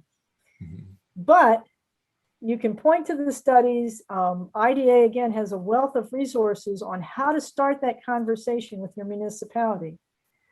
And I can tell you here in Nashville, sometimes it's finding who is the person that has some kind of authority. And usually it's not the mayor. You might want to start with your public works person, because they're kind of who's going to recommend. If you have a city engineer, that would be good. And the other thing is that when cities do developments, they often hire a consultant. And the consultants are the people, if they give a presentation at City Hall here, I like to get to them because they're going to want to put up those real pretty but really bad carriage lights. So those are the kind of people that you kind of have to have a conversation with. Now here in Metro, we've had some fun where Metro Public Works said, NES told us what to put up. And then NES goes, we do what Metro tells us to do. And so it kind of has gone back and forth like that. But LEDs are coming because of their cost savings and their longer life. And so they're coming. It's a question of, can we manage this change? So you want to find out where your municipality is in that process. I did notice when I was at Pickett, I felt like the sky was better than it had been. And I knew, and I actually drove through town the next day, they are starting to replace their city lights with LEDs. Okay. And they had not just the sodium lights, they had mercury vapor lamps for city lights, and they were horrific. Luckily, it's a small town. But they're sensitive to the fact that they have this dark sky park. People are coming for that. And so they're trying to do it right. But the city itself doesn't do the lights. It's like a local electric cooperative. So again, you have to kind of find out who it is you have to have the conversations with. And then convince them that you're not some kind of a radical that just wants it dark everywhere at night. Just point them down. Point them down. There you go. Yeah, and I would imagine when cities like Knoxville are able to show the benefits and especially like the savings, that's going to make more people more willing to jump on board, especially when they see those dollar signs go down. Yep. So I'm hopeful. Goodlettsville just replaced them this spring. So I'll be interested to see if we can actually see that a year from now, if the city can point to that and say, hey, yes, we actually did save X dollars. Gotcha. All right. Well, thank you so much, Theo. All right. And so now we've been in East Tennessee. We moved over to Middle Tennessee. Now we're going to go over to West Tennessee, about a 9-hour drive from where we started. And we're going to visit with Jeremy Veldman, who is the president of the Memphis Astronomical Society. And he's going to show us actually a couple of these objects that we need those dark skies for. So Jeremy, what have you got for us? Thank you very much, Adam. Yeah, it's fitting that I would follow Theo because the next target is actually the antithesis of light pollution. And I'll show you that in a second. And of course, as Theo said, it's galaxy season. Spring is galaxy season. And to kind of follow up on what she said, I do remember a time when my astronomy professor, when I was in college, lamented about being able to be in his backyard observatory and look at the Whirlpool galaxy through his telescope and literally be able to sketch the nucleus and the arm structure, and no longer able to do that because of a hotel that had gone up with sodium lights in his backyard that's now drowning out the night sky. So, and that was almost 30 years ago. So this problem of light pollution has been persistent now for several decades. And it certainly is something that we need to increase awareness of. So one of the upsides when the big one hits, being a geomagnetic apocalypse, is that with our power grid decimated, all of us simultaneously will have a view of the night sky in the Milky Way galaxy for the first time in nearly a century and a half. And of course, the downside is as much as 1/2 of the civilized world could be wiped out due to starvation and civil unrest. But I guess a small unintended consequence to being able to see the night sky again for the first time since the mid-19th century. Hopefully that day never comes. But anyway, I digress. Let me go ahead and share my screen here and bring up my presentation. So again, spring is galaxy season, and there are a lot of galaxies in the universe. And it turns out, interestingly enough, there's a website for everything today, including one that matches up galaxy shapes, among other things, with letters in the alphabet. And you can go to a website now, literally type in anything from your name to a small sentence and have it spelled out literally in galaxy font. So here you can see my name. I don't know if this is legible, but use your imagination a little bit. Jeremy Veldman, written in galaxies, separate island universes. So this is what happens when computer programmers have too much time on their hands. Tonight, I'm going to be showing you the Leo triplet. And this is a great target in the spring skies. And it's also very doable, even if you have a small to moderate size telescope. So this is a fairly easy target to find, and one that looks pretty good. I'll show you a view through one of my telescopes here in a minute. But you can see here the constellation Leo on the right side. And to find it, you just go off of the Theta star, and you can see it right there. This is literally a cluster of 3 galaxies. Another way is to draw an arrow from Denebola to Regulus and then go about 1/3 of the way and straight down. A little bit of guesswork, but easy to find. So it's very doable. I'm actually going to show you a video here zooming in on this part of the constellation to give you a little bit better idea. This is from the European Southern Observatory.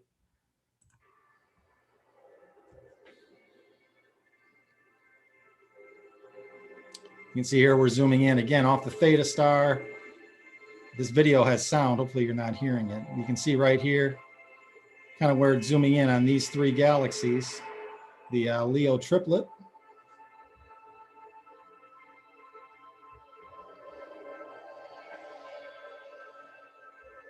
So pretty cool stuff here. It's amazing what you can do online now.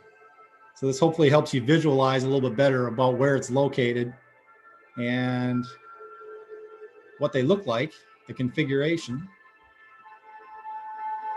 So there they are, Leo triplet.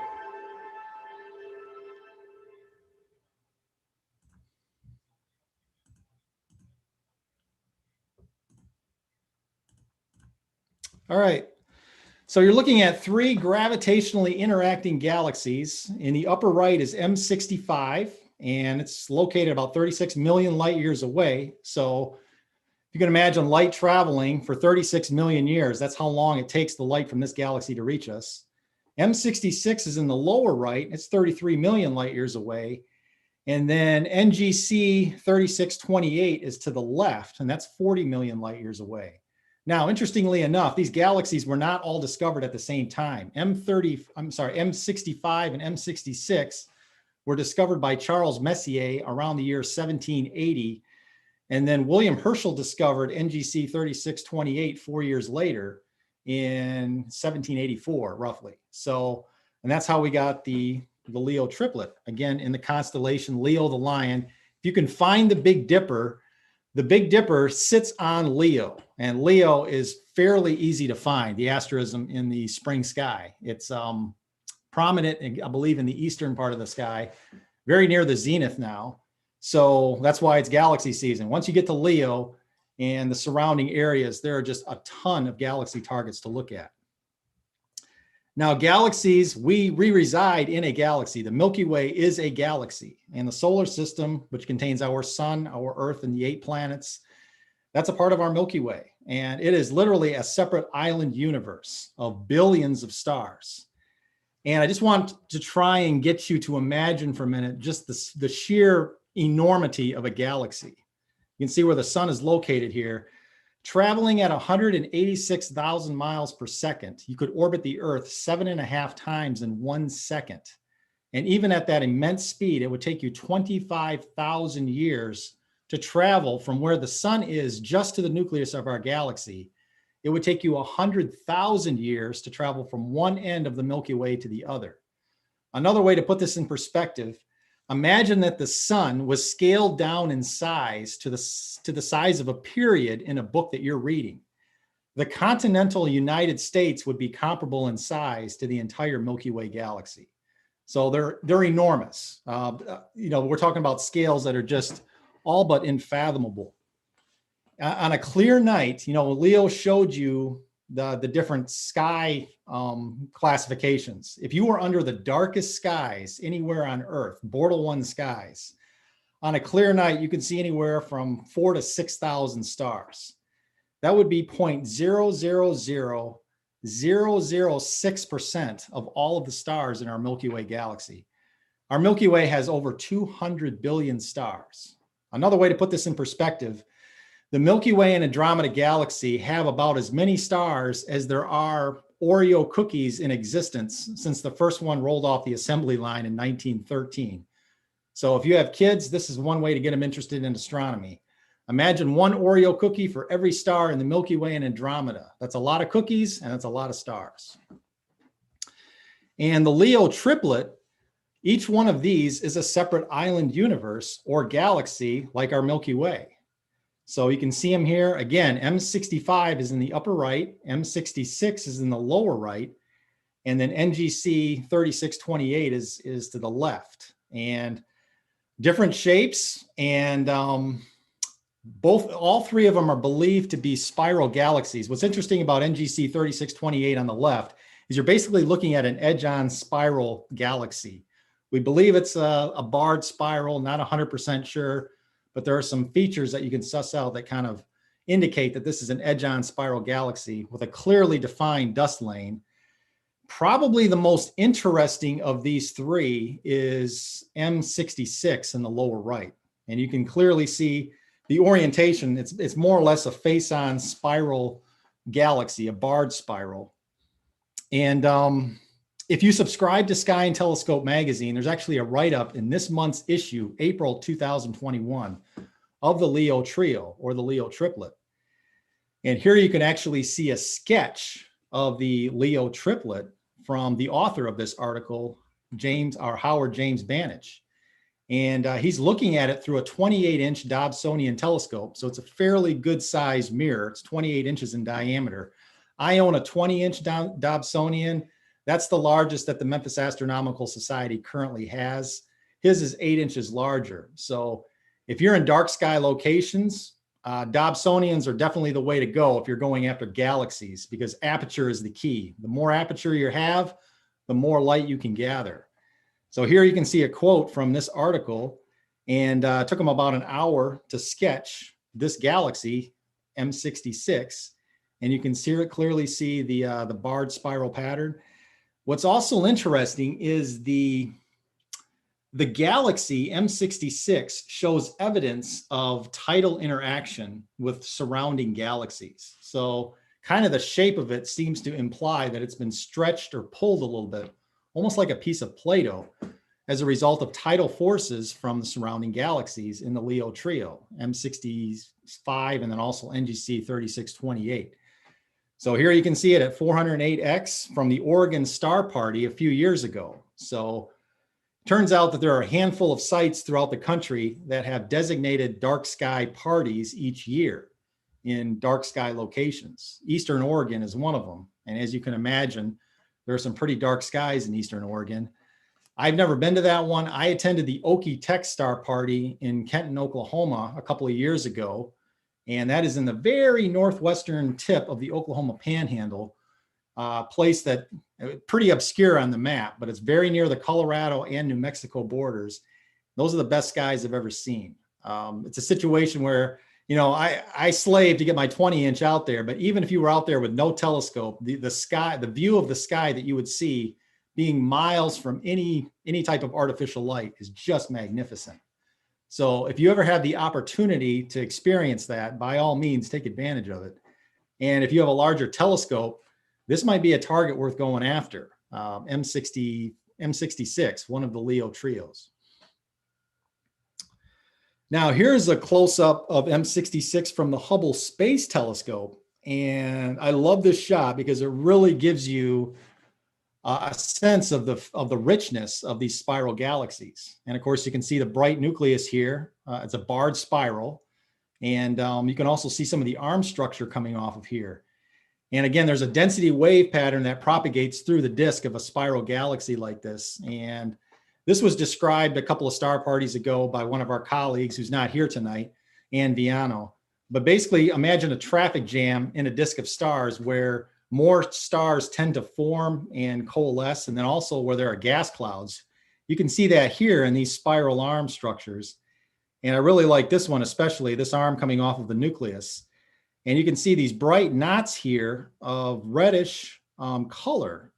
And these are what are called H2 regions. These are clusters of literally gas, raw gas, hydrogen gas that is used to form future stars. So there are several analogs of these in our Milky Way galaxy. M8, the Lagoon Nebula, would be one of them. M20, the Trifid Nebula. M42, the Great Orion Nebula, that's visible in the autumn, or in the winter and spring skies. So these are just basically hydrogen gas clouds that eventually, under gravity, will condense and form new stars. So, and they tend to form in the arm structures of a spiral galaxy. So you could really dig into this if you have a professional photograph like this and just really see the feature richness. And of course, you see how many stars there are in a galaxy, just billions of them, hundreds of billions of them. So here's another image that I found on Pinterest of all places, and just want to highlight NGC 3628 for a second. And that's the galaxy to the left. And that is also known as the hamburger galaxy. I guess if you use your imagination, an edge-on spiral with a clearly defined dust lane would look like a hamburger edge-on. But what's interesting about this galaxy is due to tidal interactions with M66, it's literally shaking stars out of the disk of its galaxy. You can see this kind of galactic fuzziness surrounding the disk of the galaxy. Imagine taking a salt shaker and shaking it, and then as the salt, gets flung out from the salt shaker, that's kind of what's happening with this galaxy, as with stars being flung out from the disk. And it actually forms a long tidal tail, about 3 times the length of this galaxy. Again, each one of these is about 100,000 light years in length. Here you see a long tidal tail of stars. It's very faint, but in this image, you can actually see it a little better. These are all stars that have been flung out from the disk of NGC 3628 as a result of gravitational interactions with M66. And it's formed this long tidal tail about 300,000 light years long. You're not going to see this with a telescope. You would need to have very dark skies, high aperture, probably a filter to enhance contrast and just the right conditions. But you could probably get part of this tail if you were in the right skies and the right conditions. It certainly would be a challenging target. But what's interesting, if you really want a challenge, there is a dwarf galaxy called Leo TDG that is on the tail end of this tidal tail. And it literally formed as a result of these stars being flung out from this galaxy. And it formed probably about 800 million years ago or so when NGC 3628 and M66 had a close encounter about less than 100,000 light years in distance. So that would have been pretty amazing to see. So with these stars being flung out, coalesced a very small dwarf galaxy. Again, this would be a very challenging target. You would need probably at least a 30-inch Dobsonian telescope, maybe more. But if you're ever at a professional observatory and you want to impress the person who's presenting, you could just ask them, say, could you go after Leo TDG? I've always wanted to see that dwarf galaxy. That would be an interesting challenge. So I'm going to show you a view through my 10-inch Dobsonian. And the nice thing about the Leo trio is you don't need a very large telescope to see this target. Again, when you're getting started in astronomy, if you're looking for a good recommendation on a starter telescope, I always recommend a Dob, either a 6-inch, an 8-inch, or a 10-inch. Probably an 8 to 10-inch would be a very good starter point. I get a lot of use out of this telescope, certainly this past year with the pandemic. But I get questions once in a while from people who have bought a telescope recently and they need some help learning how to use it. And the answer to that question is very simple. You bought the wrong telescope. Start small, start simple, get your feet wet into this hobby first to see if it's for you. Then you can upgrade to the Schmidt-Cassegrains on a go-to mount with a computer controlled controllers, and then all the fancy schmancy software. A lot of that stuff is just a waste of time. It's going to bog you down, distract you from the real enjoyment of this hobby. Start with a Dob and go from there. So, and with a Dobsonian, you can find this target fairly easily, and I'll show you how good it looks through my 10-inch Dobsonian. Now, the eyepiece of choice tonight is a night vision eyepiece, and what I say is, if you don't like money, or if you're looking to exact some spousal revenge to your partner who has a spending or a gambling habit, I would recommend this eyepiece. It costs about $5 grand. I personally have not taken this plunge yet. I'm seriously considering it. My buddy has, he owns one, so I borrow his. I will not say his name tonight because I'm afraid that if his spouse ever sees this segment, that he could end up as a feature on the next episode of 48 Hours. So we'll just leave it there. But anyway, synergy happens when you go to a star party and you can combine an eyepiece with a telescope and hook it up to an iPhone. That's what we did. And here is the view of the Leo trio, the Leo triplet, through my 10-inch Dobsonian. Okay, this is the Leo And it's pretty interesting here because you can see all 3 galaxies pretty clearly. Of course, the Dobsonian doesn't track, so I've got to move it by hand every once in a while. M65 is in the right, and M66 is the lower right, and then NGC 3628 is in the upper left, about 11 o'clock. And if you look at M66 in the lower right here, about 4 o'clock, you can see, you can actually see some structure there. You can see the bright nucleus, and if you look at it close enough, you can actually see some of the spiral arm structure from that galaxy. And again, we're looking at this through a 10-inch Dobsonian. It's just a very simple low to medium power telescope. This is not a huge telescope. So, and if you look at M65 on the right side there, we didn't really talk about this one, but there's a dust lane kind of faintly visible to the right side of that galaxy above the nucleus. I won't talk about that in a lot of detail, but pay attention to M66 in the lower right. It's got some, you can really see the feature here. The one thing about a night vision eyepiece is it will bring out some detail in a galaxy. If you're under reasonably dark skies. This was taken at our dark sky site in Northwest Mississippi near Michigan City. It's a place called Burton Sugar Farm. It's getting worse there now because there's more gas stations going up that have light pollution. So the horizons are getting worse, but the zenith is still pretty good. And in this particular case, yeah, you're still able to see these 3 galaxies in pretty decent detail through the eyepiece of a telescope. So this is a target I could recommend for spring skies during galaxy season. So that's pretty much it. Again, we're the Memphis Astronomical Society. Here's more details on us. If you're interested in being added to our email list, go to the website joinmas.com. We meet once a month, first Friday of every month. Our meetings have been held via Zoom for the past year. You can see them on our YouTube channel at Memphis Astron Society. And last month we had Tom Calderwood. It was actually last week. He's the author of The Great Dimming of Betelgeuse from last month's Sky and Telescope. So if you're interested, check that out. Thank you very much again. I'll go ahead and stop the share and see if there are any questions. I don't see any questions at the moment, but actually I did have a question. So when you have your Memphis Astronomical Society meetings, do you record any of those and then put them on a website? So like when you have folks come and speak, will the general public then be able to log in afterwards and watch the presentation, even if they're not part of the society? Yes, thank you for asking. It's on our YouTube channel at Memphis Astron Society. All of our past meetings are recorded there, including the one from last week where Tom Calderwood spoke on the Great Dimming of Betelgeuse. So check that out, Memphis Astron Society.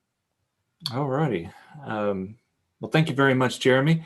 We don't have any questions yet, but I have a feeling that's going to change pretty soon. I think people are in the process of still typing them up, but let's see. All righty. So now we're going to go completely out of Tennessee and we're going to head up north to Quebec, Canada and visit with Matt Lundy, who is part of McGill University. So let me get my notes here.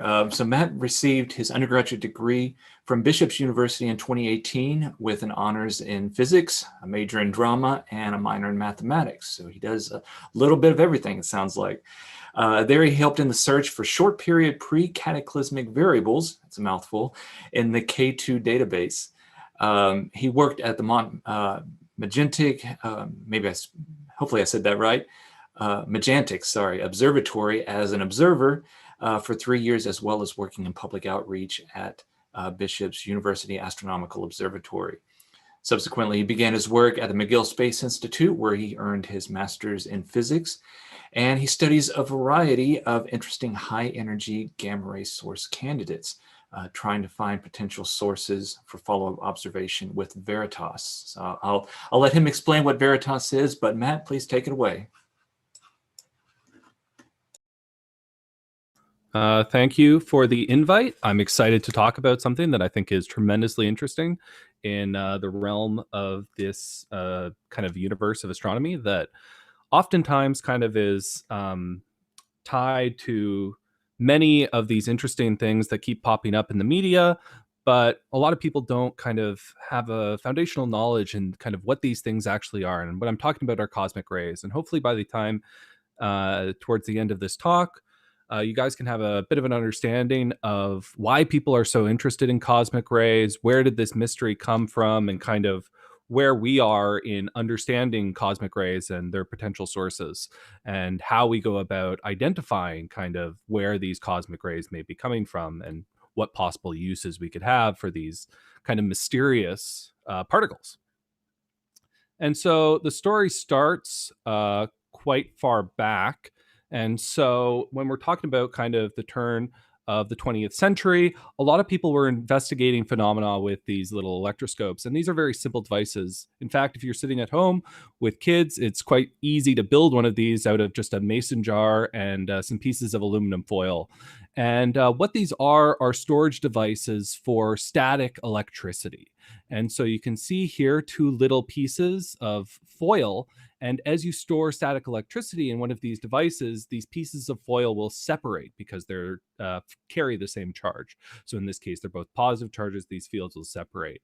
And what you end up seeing when these things separate is that if you were to put this thing completely enclosed in a lead box, nothing could get in, nothing could get out. You'd expect that this static electricity would end up staying forever. But what we end up seeing is that there was a discharge effect in these electroscopes. So the charge was dissipating somehow. Something was getting into these jars, getting into these sealed devices, and influencing these electroscopes, this kind of mysterious external force. And so what are these ghosts? Well, you might be able to tell from the title of the talk what they are, but let's suspend the mystery for now and start with perhaps a simpler question, which is just, what direction is it coming from? And so if you could point towards the source, you might be able to figure out what it is. Seems like quite a logical way of going about this. And so, of course, that's what people started to do. And so you put these electroscopes wherever you can. If you can go as high as you can, or you can go as low as you can. So if you start with bringing these things to the bottoms of lakes, you should be able to figure out if it's coming from the sky or whether it's coming from the earth.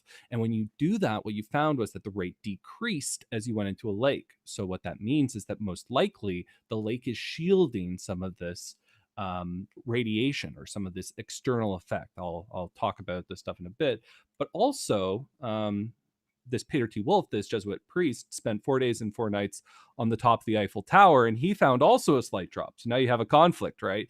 It's both coming from the earth and from the sky. Now we know that there are some radioactive elements, these extreme elements that are in the earth, and that what is attributed to the decrease. But what about the stuff that's coming from the sky? Now, the stuff that's coming from the sky, the solution to figure out kind of if it really is coming from the sky or whether or not perhaps this lake result is just a bit of an anomaly, is to go as high as you possibly can. So as you keep going higher and higher, you're getting less and less shielding from the atmosphere. You get less of the atmosphere blocking out potential sources or potential influences on these electroscopes. And so Victor Hess in 1912 did exactly this. He flew up to about 5 kilometers in the sky. And what he noticed is as he continued to pass higher and higher, he eventually saw this rate shoot up. And so he was seeing tons of this influence, these mysterious ghost particles influencing his device. And so we now know, from this result, and of course, that these things are coming from space. And for this result, he got the Nobel Prize. So it wasn't too shabby a result either. But the question then becomes, okay, they're coming from space, but what are they? And so to do this, you need a slightly more complicated device than an electroscope. And this one you can also build at home, but it takes a little bit longer. And this is called a cloud chamber. And so what cloud chambers are is gas suspended in a very delicate setting, and such that any charged particle passing through will cause a trail of ionization in its path. And in doing so, you'll be able to identify not only the direction with which the particle came, but also a lot of interesting features about it, such as its mass. All of these things will leave different residual patterns in these cloud chambers if the particles are charged. And certainly what they found was that as you bring these cloud chambers to the tops of mountains, you begin to see more and more of these trails. And I'll show you just a video of these trails so you get a little bit better of a visual picture here. Let me just scroll over here, pop this. Sorry, just a second. Okay, so you should be able to see these tracks. Now, this is from an artificial source, but just you'd be getting the exact same tracks if you were to bring this thing up to the top of a mountain. And you could see in these tracks a bunch of different patterns. You should be able to see some which are little short, fat ones, and other ones which are quite curved. And this is coming from electrons and protons and all of these different subatomic particles. And so, what this is, the key information though that this is telling us is that as we brought these things to the top of mountains, we found out that these cosmic rays were charged particles, and this is going to be tremendously important. So let me just skip ahead. So these are charged particles traveling through space, and that has a lot of interesting implications. And so we also know, we would have known that they were charged from the electrical discharge, but what we found was that these were about 85% protons, about 12% alpha particles, these so-called like helium nuclei, and then the rest were other particles like electrons and neutrinos, these very mysterious particles, and a bunch of other different things at much, much lower levels. But basically, these things are charged protons traveling through space. And when you look at their directions, recall from the cloud chambers, you can tell their directions. Now, we have much more advanced tools to tell their directions. But when you look at that, roughly they're isotropic. So what you're looking at is a map of the entire sky and the cosmic ray distribution. So if your eyes were able to detect cosmic rays and you were to look up into the sky, this is the map you would be able to create. And what you should be able to see in this map is not a lot of detail. So there's not a lot of little points in the sky like stars, which is what you would expect if these particles were able to tell you the direction of these things. So they're almost isotropic, and this makes it extremely challenging to tell where they are coming from. And why is that? Well, this is because they are charged. And so what happens is that if you have a source of cosmic rays, these cosmic rays will end up being deflected as they travel through space. And so, just through the passive magnetic field surrounding different things along their trajectory and the magnetic fields between stars, cosmic rays' directions are altered so that when you image them on Earth, it doesn't point back to the source of cosmic rays. So you can't just look at where the cosmic rays are coming from to figure out where they are. So instead, you need some other indicator to figure out the origin source of these mysterious particles. And so what are those other phenomena? Well, one thing we found out about cosmic rays was that they were extremely energetic. And so if you were to look at energetic forms of light, then you'd be able to figure out where those charged cosmic rays are coming from. And if those particles, those photons, got up to the same energies, you could say that they were being produced in energetic laboratories the same kind of way that these cosmic rays were being produced. And so the photons, though, and this is a really extremely thing, photon is a particle of light, and those are not charged. So you can see here in this kind of picture, the cosmic rays end up being deflected and not pointing back to the source. Well, these ones end up a little pointed away, but that's just coincidence. The photons come directly from the source. And so those aren't deflected by these magnetic fields because photons aren't charged. If they were charged, then you could hold up a magnet in your room and light would end up spinning out of control. It would be a very, very different world we live in. But how energetic are they? So if you want to figure out what type of light you need to figure out how energetic are these cosmic rays. And so I promise this is one of the last plots I have. But anyways, it's how many particles are here versus how energetic they are. And so what you're looking at is about, like, on average, just anywhere you are, you get about 1 to 2 cosmic rays passing through your hand every second. But these particles can get to these rarer particles towards the tail end of the distribution of all energies of these particles, the kind of most extreme, are reaching energies higher than even these extremely large particle accelerators that we can build here on Earth. The largest one that we know that we have is the LHC, and this is in Geneva, and that could only reach energies of about 13 TeV, which is about here on this plot. But if you look towards this bottom, we're reaching not only tens, not only hundreds, but thousands of times more energetic than even the largest particle accelerators, these things that are on the scale of cities.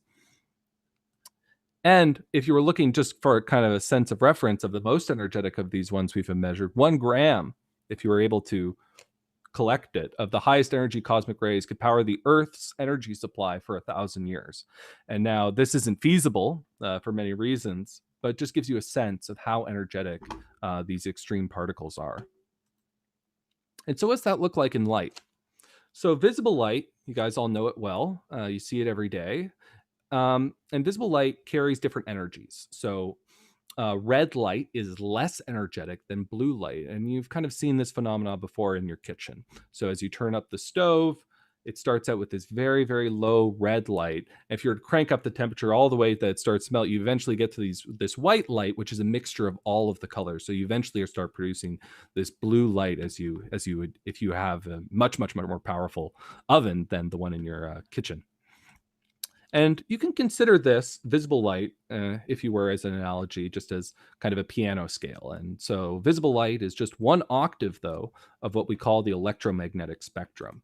And if you were to extend to kind of a fuller piano, you would end up with a couple more different forms of light that are invisible to our eye, but still form electromagnetic radiation. And these include ultraviolet, which we're called just towards this energy side of the scale is more energetic, and infrared, which is less energetic. But these cosmic rays are even more energetic than the ultraviolet light. These have to extend way, way, way, way, way out into the gamma rays. And this is the regime where I primarily work, and studying these are the most energetic forms, because these are where we need to look at the photons coming from the same engines that produce cosmic rays. And so what does the sky look like to that form of light? So if you look with your eyes are sensitive to visible light. If Tio had her way, this is how the skies would look all across the world with the lack of light pollution. But here's a photo for people, who have been to a bit of a darker sky region. This is what the night sky would look like. But this is only a small portion of the true nature of the sky. The optical view of the universe, recall this is just like unfolding an entire map of the sky. So just like a map of the world, I'm unfolding the sky into this projection here.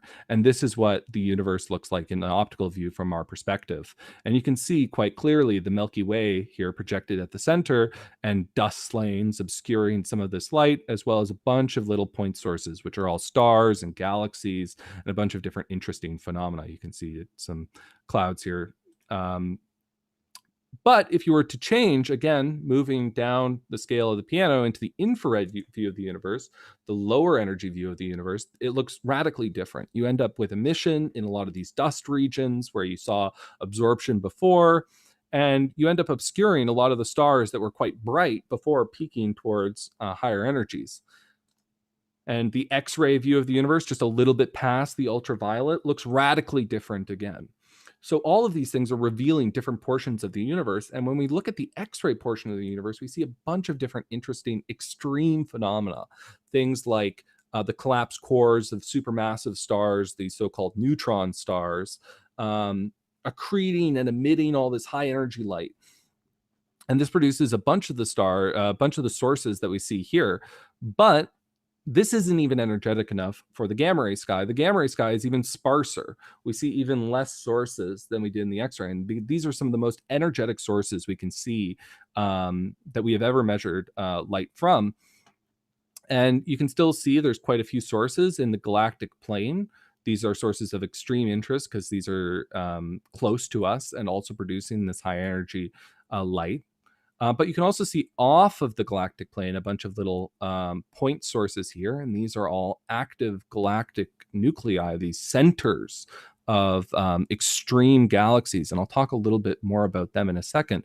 But you can see now in the gamma ray sky, recall the cosmic rays ended up being deflected. So it ended up with an almost isotropic, an almost even view of the entire kind of light sky. But now we have sources, individual points where we know there are energetics high enough to produce the high energy cosmic rays that we are able to measure. And so we can investigate these little points to learn more about the environments that are producing cosmic rays. And so recall, this is what the sky looked like for cosmic rays, and this is what the sky looked like for gamma rays, a dramatically different sky for the same sources producing it.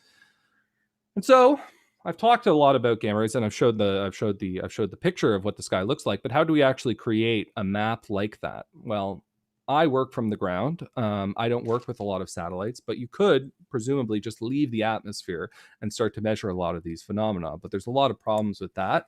And so it's nice to sometimes also be able to measure things from the ground. And so most of the telescopes that measure things from the ground, those things you can have in your backyard, measure in this visible part of the spectrum. And so what this graph is showing you here is how much light makes it to the ground. If it's high up here, it's all completely blocked out. And if it makes it to the ground, it drops down here to the bottom. And so you can see here, the visible light is perfectly visible. Some radios are visible from here. This is how you talk to a lot of your satellites. But then additionally, you can also see here that gamma rays are completely blocked out, which makes it a bit of a nightmare for me because I want to measure these things. So why don't we see gamma rays? Well, they're absorbed in the atmosphere. But what do I mean when I say they're absorbed in the atmosphere? Well, they don't just go away. Instead, what they produce is a cascade of other particles of slightly lower energies. So one particle will produce a shower of particles with its reactions. And we call these things air showers. And so when I say things are absorbed, they don't just go away. They leave this huge trail of extremely high energy particles still, but just less so than the original one. And we can use these to reconstruct information about the original gamma ray. And how do we measure these other particles? They're still quite energetic. Well, they produce, these things are traveling faster than the speed of light in air. Now, you might have heard that nothing can travel faster than the speed of light in a vacuum, which is true, but now we're talking about in air. So these things are traveling very, very close to the speed of light, so much so that they exceed the speed of light in air and produce the equivalent of a sonic boom, but with light. And so just how sonic booms produce large signatures that you can measure with your ears, these things produce large light flashes that we can measure on the ground. This is the so-called Cherenkov effect, named after the discoverer of the effect who didn't measure it exactly in these extensive air showers. It wasn't until later that we applied this technique. But this produces a blue hue of visible light. So just like the sonic boom is producing, regard that booming sound, this is the equivalent of that, but with light. So you produce a blue flash, a blue boom of light. And you see these things in nuclear reactors as well. And so this is kind of what it looks like. So particles in these energetic air showers are all producing as well large pools of light that we can measure every time a gamma ray hits the upper atmosphere. And we can also use this effect for cosmic rays, but that's a little bit of a tangent. And so using large scale telescopes, these telescopes that are about 10 meters, extremely large telescopes and arrays of these things, multiple telescopes scattered, these original gamma rays that enter the atmosphere produce these cascades, and then we measure the light that comes off of them and reconstruct the position of the original gamma ray by imaging these showers from all directions. And this can allow us also to figure out the position of that gamma ray, the energy of that gamma ray, all sorts of properties. And we measure these gamma rays one at a time. So it's not like when you open up a camera and you're just flooded by light. Instead, you're measuring it single gamma ray by single gamma ray to capture these sources. And what's the rate of those? Well, you're only getting about 1 or 2 gammas a minute, even from some of the brightest sources. So it's very, very slow. And you're just watching these things come in one by one.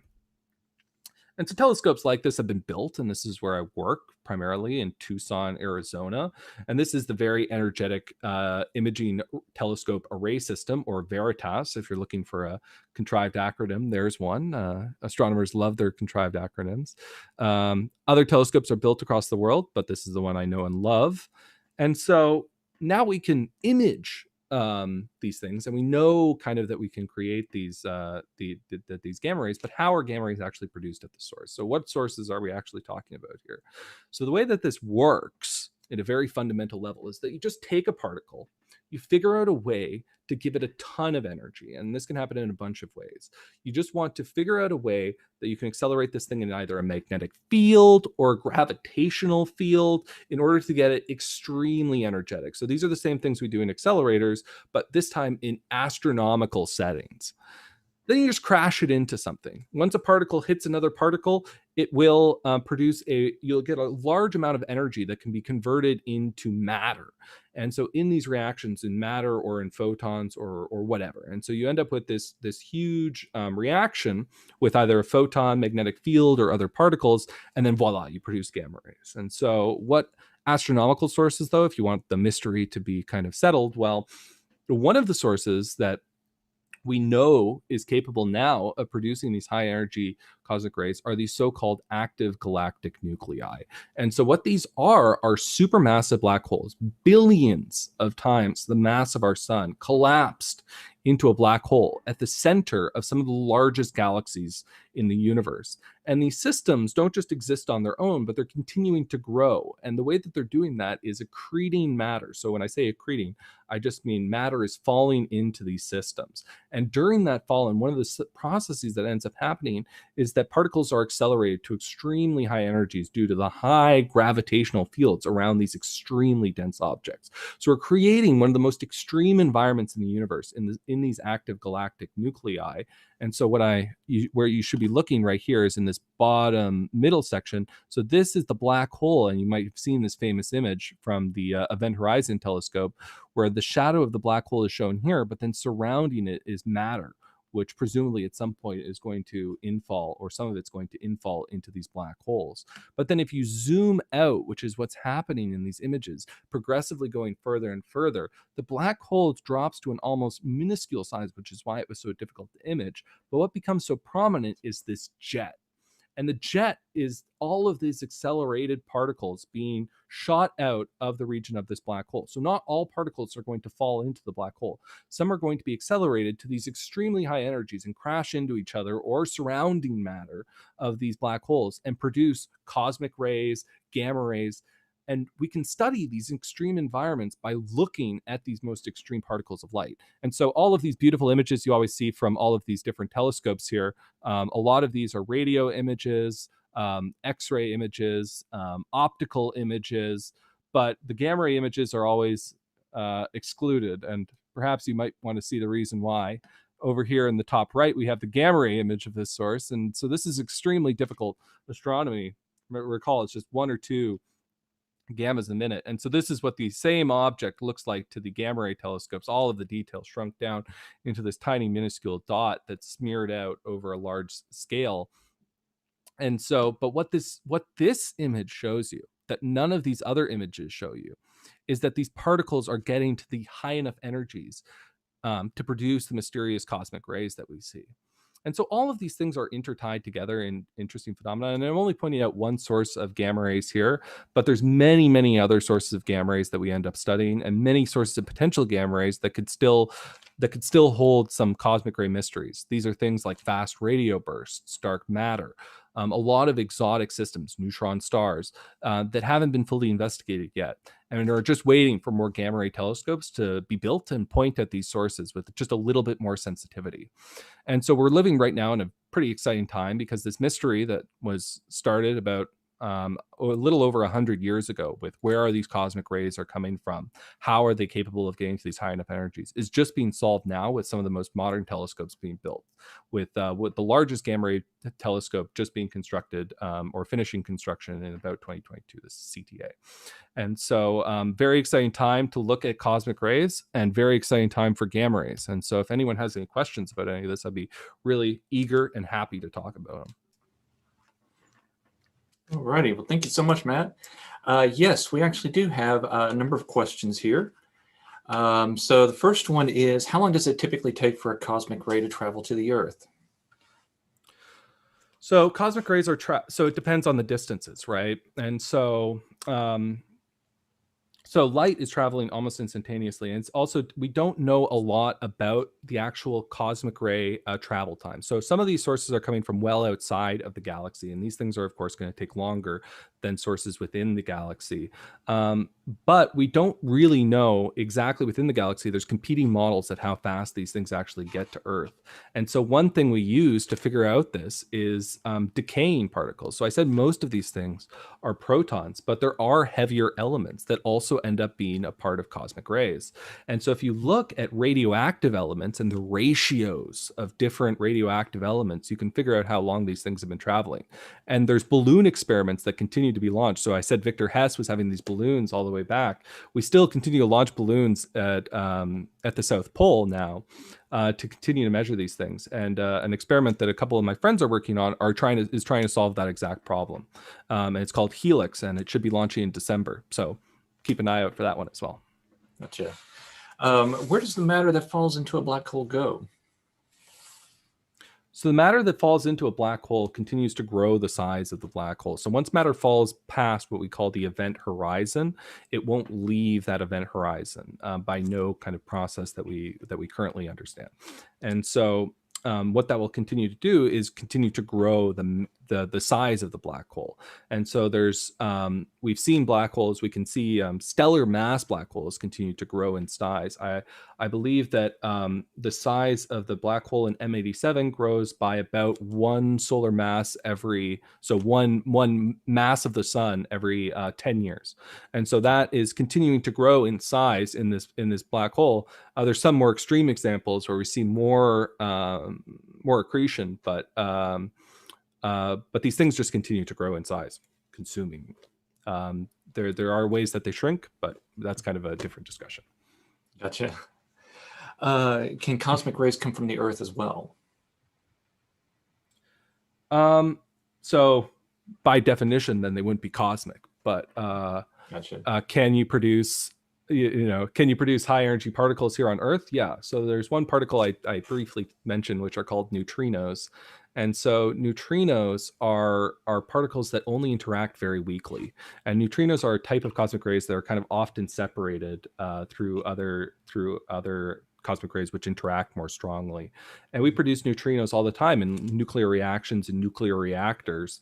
And those neutrinos look very similar, and we could run similar experiments on them that we do with cosmic neutrinos, but different energy scales. Most of the things we produce on Earth can't get up to those high enough energies, even the most extreme circumstances, because we don't have black holes here on Earth, which is a good thing. Yeah, that's a good point to make there.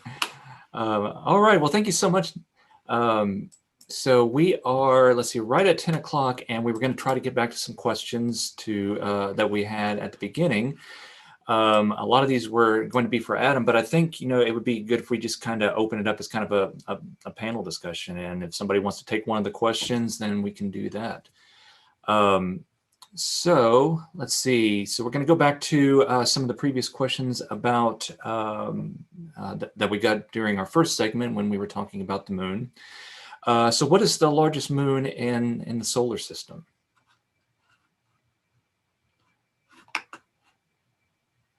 Did you want me to answer that? Sure, yeah. And actually, Matt, would you mind stopping your screen share? All right, perfect. Thank you. Largest moon in the solar system is Ganymede, the largest moon of Jupiter.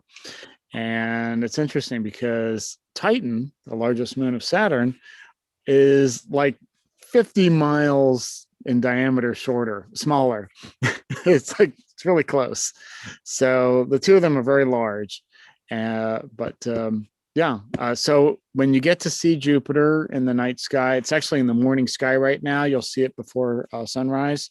Use a pair of binoculars and you will see 4 little dots in a row on either side of the planet Jupiter in binoculars. And those will be the 4 largest moons of Jupiter. And you can see those. Alrighty. What is a supermoon? Well, it's kind of a misnomer. A supermoon is when, we talked about the orbit of the moon around the Earth. Well, there's no such thing as a circular orbit. They all are elliptical, oval in shape, slightly closer to whatever it's orbiting and slightly farther away in its orbit. Some orbits are more extreme, like a comet. They get very close to the sun, and then they get really far away from the sun. But the moon does have this slight variation, so it will look slightly larger when it's closer in its orbit to the Earth, or slightly smaller when it's a little farther away. So a supermoon is when it's slightly closer and slightly larger looking. And I mean slightly. You got to really know your moon to see the difference. And I was able to get the moon. I got a picture of the moon tonight. So I have to say, he shared it with us, and yeah, it looked really phenomenal. Adam, if you've still got that picture handy, I mean, I'll be able to see it, but I'll share it real quick. Okay. There it is. And you zoom can in on see, it? I'm sorry. Can you zoom in on it just to kind of Yeah, show I was some going of to the do level that. detail you were able So to get? you can see how the crescent phase is, but you can also see a lot more detail. That should be zooming in, correct? Yes. Okay, good. Just wanted to make sure. And I don't know if you see my crosshair moving. Yes. Maybe not. My cursor, no. Okay, well, in the center, you see those three craters. And the one on the right, let's zoom. Yeah, we Actually, can see your crosshairs. oh, okay. So this guy right here is Theophilus that I talked about. And you can see that central peak and also the rim. And so you can see that it's newer than this crater because it overlaps. So you can tell, you know, it's like a puzzle. You can tell which is newer or older. And then you see this little triangular space here, right around where my cursor is where Apollo 11 landed. You will not see anything of any of the spacecraft from here on Earth. If you have a spacecraft around the moon, which there are, then they are able to actually see the stuff that's left behind, the landing platform underneath the LEM, the footprints of the astronauts are still there. And there's just lots of neat things. And you can, this, if you had a telescope and you got a magnified view of the moon, I mean, look at this crater here. You see how it's kind of sideways. That's because the impact was at its side. Going down over here, we have Messier A and B, these two little craters, and we can see ejecta shooting off to the side. This is Proclus. This is the brightest crater impact site on the moon. Extremely bright, very white regolith reflecting sunlight right there.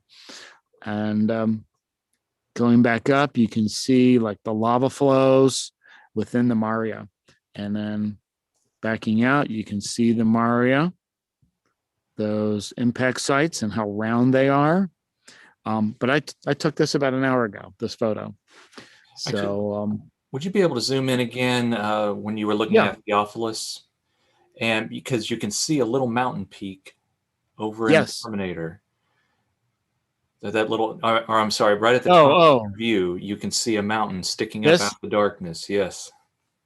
Yes. So I just wanted to point that out. So, you know, as the days progress, that mountain's going to become more and more illuminated. But when Galileo was first observing the moon with his telescope, which was much smaller and had a much worse view, nowhere near this good, he was able to note some of those peaks that were just jutting up and appeared in the darkness. And by carefully measuring how far they were from the Terminator and how big the moon is, and he was able to then calculate a height for those mountains. And it turns out, you know, he thought that they look kind of like the mountains on the Earth, and it tends to be that they're about the same height that we have for mountains on the Earth.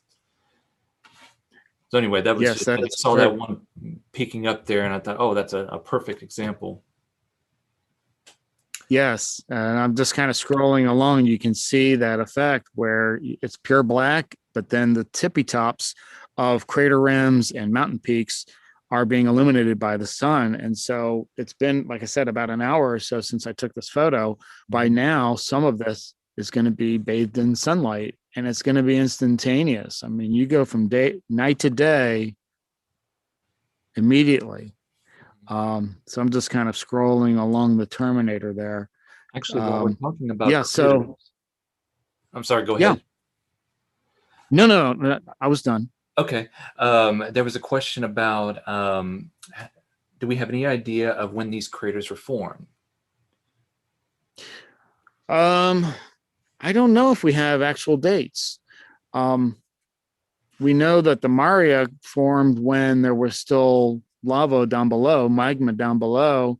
And of course, as you can see, like Theophilus is newer.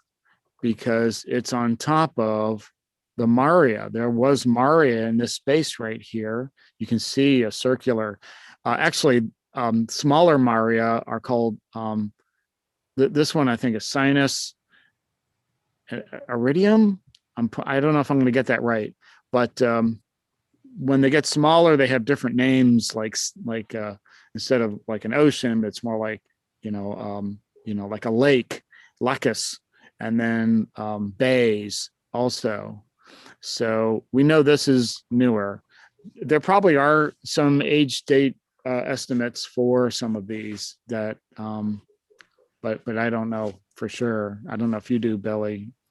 We don't know the exact date, but a lot of them formed, I think, around 3.5 billion years ago, after the period of late heavy bombardment, when kind of Jupiter and Saturn were in this gravitational dance, kind of clearing out debris from the early solar system, and were randomly flinging objects, some of them out and then some of them toward the inner solar system.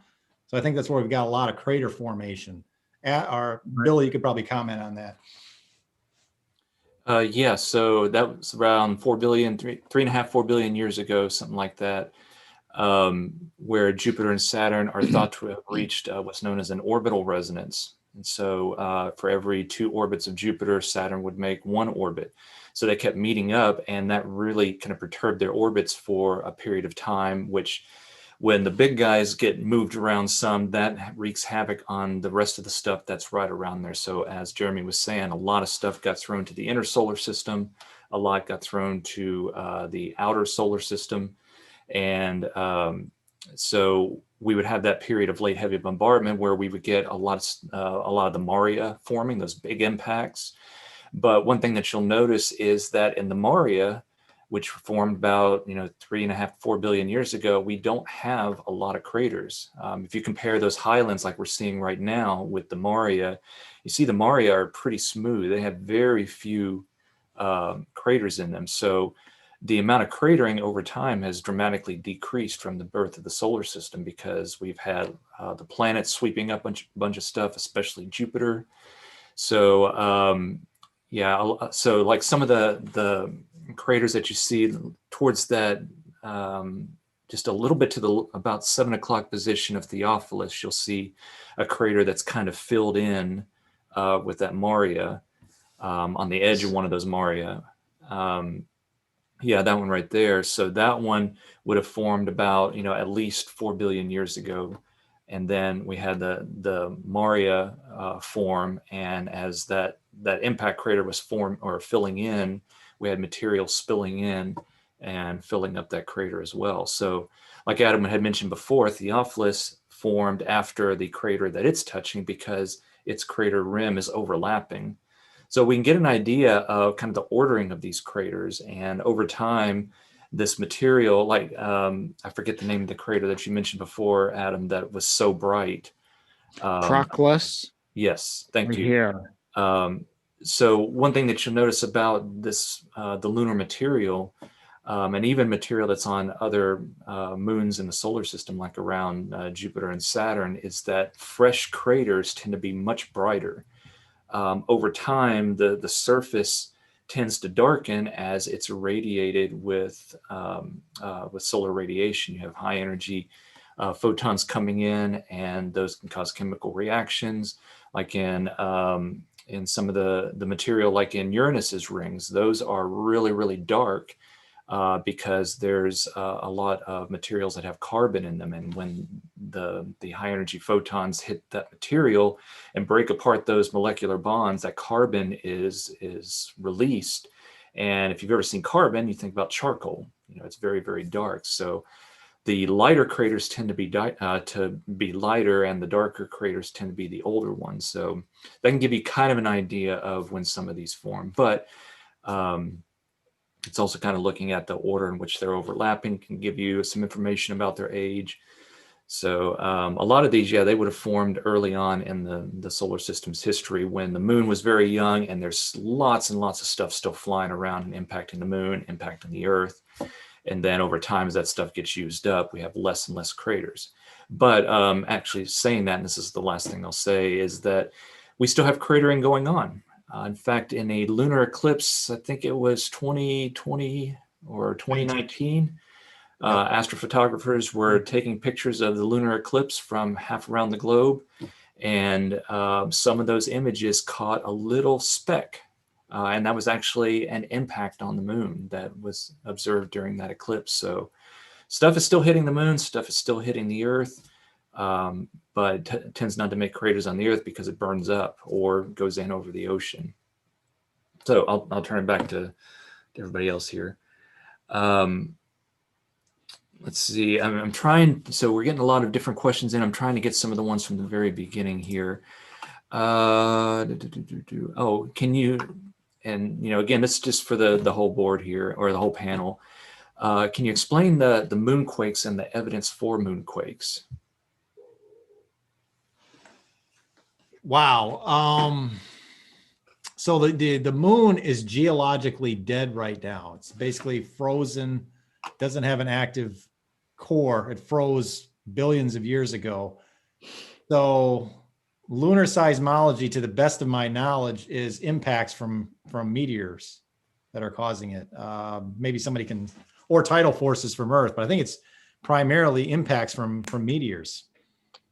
So from the seismometers left from the Apollo missions, it looks like, after analyzing more and more data, that the moon may have a very slightly molten area around its outer core, or around its core, I should say, but it's not going to be, like we talked about, it's not going to be anywhere near like what we have in the Earth, where we have a solid inner core and a liquid outer core, and we got the mantle and all that good stuff going on. But actually, like on Earth, we can figure out kind of the interior structure of the moon by placing these seismometers, and if there are different types of waves that can travel through the moon. So like if you hit the moon with something, you get what are known as these compression waves, where material basically slams into the material next to that slams into the material next to that. And then there are also these waves that are called transverse waves. So if you imagine like taking a slinky and stretching it out on the floor and kind of going like that with it, you create these waves in it. Those are those transverse waves. And those different types of waves travel differently through different forms of materials. So some can make it through liquid and solid material, others can only make it through the solid material. And so by detecting those types of different types of waves, you can get an idea of the interior structure of something like the moon. That's how we do it with the Earth. So I don't know if anybody wants to add anything to that.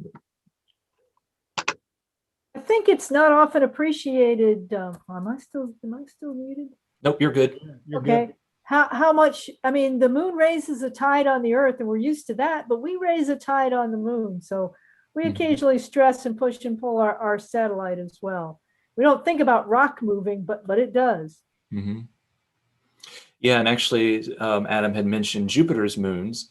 Io, the closest in of Jupiter's large moons, it doesn't have liquid on its surface. It's a solid object, but it's the most geologically active body in the solar system because of that stretching from Jupiter's gravity. So on Earth, our land actually gets stretched by about a foot. Okay, the water gets stretched much more because it's easily movable. But on Io, it actually has tidal forces that stretch the land by about 300 meters. So an incredible amount. That really creates a lot of friction that keeps that moon very molten on the inside. And that's why it has more volcanoes active than any one time than any other body in the solar system. So it's a really unique kind of moon. Yeah, it's not only Jupiter, but actually the other moons, Ganymede, Callisto, and Europa, that are tugging at it as well. So imagine holding a lump of clay in your hand and kind of squeezing it rapidly. It'll soften up and heat and also slightly warm up. That's essentially what's happening with Io, as it's getting stretched and tugged by Jupiter and the other moons. It's really fascinating. Let's see. I think we've got two other main questions about the moon. So are there any sounds that heard on the moon? You shouldn't hear anything because there's no atmosphere. But those seismometers, you could convert that into a a sound wave because it is a signal. But I guess if you were standing on it, if you're an astronaut and you're on the moon and there was any kind of a moonquake of any sort or disruption or even an impact, you might feel it, through the ground and then through your body. Mm-hmm. Just remember, in space, no one can hear you scream. I wonder how many of our younger audience get that reference. No one can hear you eat ice cream either. Let's see, just for the sake of time, and we've got a few other questions that have popped up in the chat. Is the side of the moon that never faces the Earth generally similar to the side that we see in terms of its topography and its physical features? So I guess basically, if we turn the moon around, would we see essentially the same thing? No, and that's really one of the biggest mysteries of the moon is how radically different the far side of the moon is from the near side. If you were to juxtapose the two of them in a similar image, or have an image of both of them side by side, they would look like two very different worlds. Now, the far side is more heavily cratered than the near side. You got more of the Maria on the near side, the darker regions that Adam showed you. Of course, the far side doesn't have the Earth in the way, so it's going to have more impacts. But I believe the thickness of the crust is also more pronounced on the far side. So it's still one of the mysteries, unsolved mysteries, if you will, of the moon, is how radically different those two sides are. This one actually be a really good one for Theo. Where is the darkest public area in Tennessee located, and where someone could take their telescope? Pickett comes to mind mostly because they have a pretty good campground, so it's an easy place. They actually do have an astronomy field with power, and if you take a couple people up there and let the rangers know you're going to be there, that's a great place. I wouldn't be there by myself because it's right next to the road, but the campground is great. Most of our state parks out a ways from the cities are actually not bad. Fall Creek Falls is pretty good. Some of them, I mean, when they do campgrounds, they have this thing with trees. They want to have trees around the campsite. So that's a bit of a problem. But I would say those Land Between the Lakes actually is pretty good. And again, the rangers sometimes can tell you where to go within the park. That's really good. So What about that's Fall good. Creek Falls? Fall Creek Falls is pretty fair. I mean, their campground's nice. There was a field that was used for astronomy outreach, and they used to do programs once a month. I don't know if the inn has reopened or not. They knocked it down to rebuild it. And so maybe once that gets done, we'll go back to doing some outreach events there too. But most of the state parks are good, and a lot of them could be much better. Some of them, especially the old CCC parks, have lighting that dates back literally just about to that time. And so when they modernize some of their stuff, they're going to get better. One couple goes in images at Natchez Trace State Park. So that's not too bad either. I was actually down Jeremy's way about a month ago, and we were looking at a private campground that's looking to get certified as a dark sky place that's like bumping along the border there with Mississippi. And it was pretty good. But as far as public places, a lot of parks that are metro or some kind of city-owned things tend to close at dusk. So your parks or something like that to where you can go and camp. There are places in the Smokies that are good, mostly though on the North Carolina side, because what's on our side? If you've ever driven through Pigeon Forge, it looks like, again, it's a strip. It's got lots of lights. We need to talk to those people. But there are places like that as well. All righty. I think for the sake of time, one final question. So this could be a very broad question. What are your thoughts on extraterrestrial life? I guess I could go ahead and start and say, I definitely don't think that we're the only critters in the universe. Having said that, we have only found life here on the Earth. We might find life in one of the moons of Jupiter or even Saturn later on once we get missions to those. But I definitely think that we're not unique to the universe. Whether or not there's any other intelligent life, who knows? But I definitely think there's at least some other form of life, whether it's a microbe or just some little animal scurrying around on a planet or swimming in an ocean somewhere. So anybody else want to comment?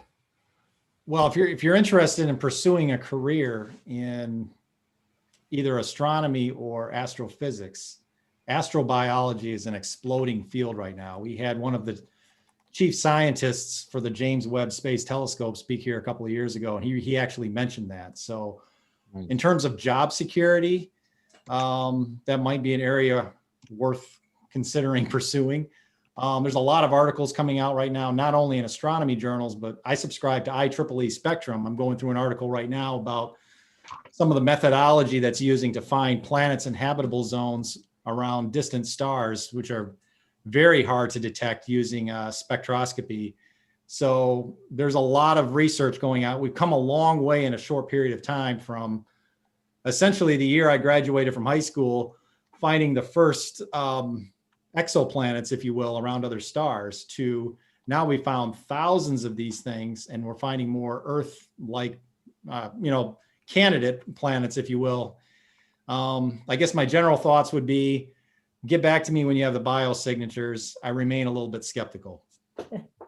Well, I will say that James Webb's coming online, fingers crossed, quite soon. And so, by the end of the year, there's been a lot of people who have been working for years and years and years on developing what exactly those biosignatures would look like in the upper atmospheres of these stars or planets. And that's coming out, or should be coming out quite soon. So whether or not you see biosignatures or not, that'll be a very interesting result that's really just on the horizon. Stuff like that was coming out for Venus earlier last year, tentative results from that system as well. So, there's a lot to look out for. And there's been, in terms of what people are, a lot of people are interested in terms of the search for extraterrestrial intelligence. There's also ongoing efforts there throughout different parts of astronomy, and Veritas has a small contribution to that, looking for optical pulses. So the idea being that we haven't been looking at these things for very long. We haven't been searching very much of the sky. So looking for a little rapid optical light from systems might also be interesting. So there's a lot of ongoing work on this stuff, and it's not something that we've kind of been resting on, or that the answers aren't going to come for the next, 500 years. These are things which might get some very exciting results, within just the upcoming horizon. I always tell folks to keep in mind that most of the life here on planet Earth is microscopic. Even us are mostly microscopic. We're really the way bacteria get around the planet. So it might not be things that walk and talk, but that'll still be really fantastically exciting. I would be so disappointed if we ever get a look at under the ice of Europa and there's nothing. It just seems like something should be there. Just like we stuck a camera down through the ice in Antarctica, and by golly, somebody looked back. So, you kind of feel like it's just, we're not alone. It's just, can we find it? Can we tease out that data from what we've got? So yeah, I'm really looking forward to, and we will all have our fingers crossed, knocking on wood, everything else, that the Webb goes up and does well.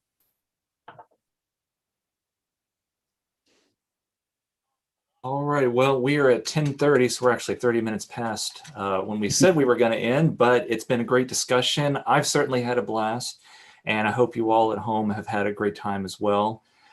So I know we didn't get to every single question, but if you have a really burning question, you can always contact the Dyer Observatory. And if you wanted a specific person to answer that question, I can always forward that question on, and we'll get it answered there. But I just want to thank our speakers, Theo Wellington from the the Barnard Seaford Astronomical Society, Jeremy Bellman from the Memphis Astronomical Society, Matt Lundy up at McGill University, and then Adam Thans with the Bays Mountain Park and Planetarium. And then not to forget Brian Smokler, who's been getting our stream out to you all tonight. So thank you again for joining us, and we'll be setting or figuring out, maybe after this talk, a time we're going to have another one of these parties in May, and we'll get that published to our website. So don't forget, we've got the star maps and the calendars on the Dyer homepage, dyer.vanderbilt.edu. I hope everyone has a great rest of the weekend, and thank you again for joining us, and stay safe out there.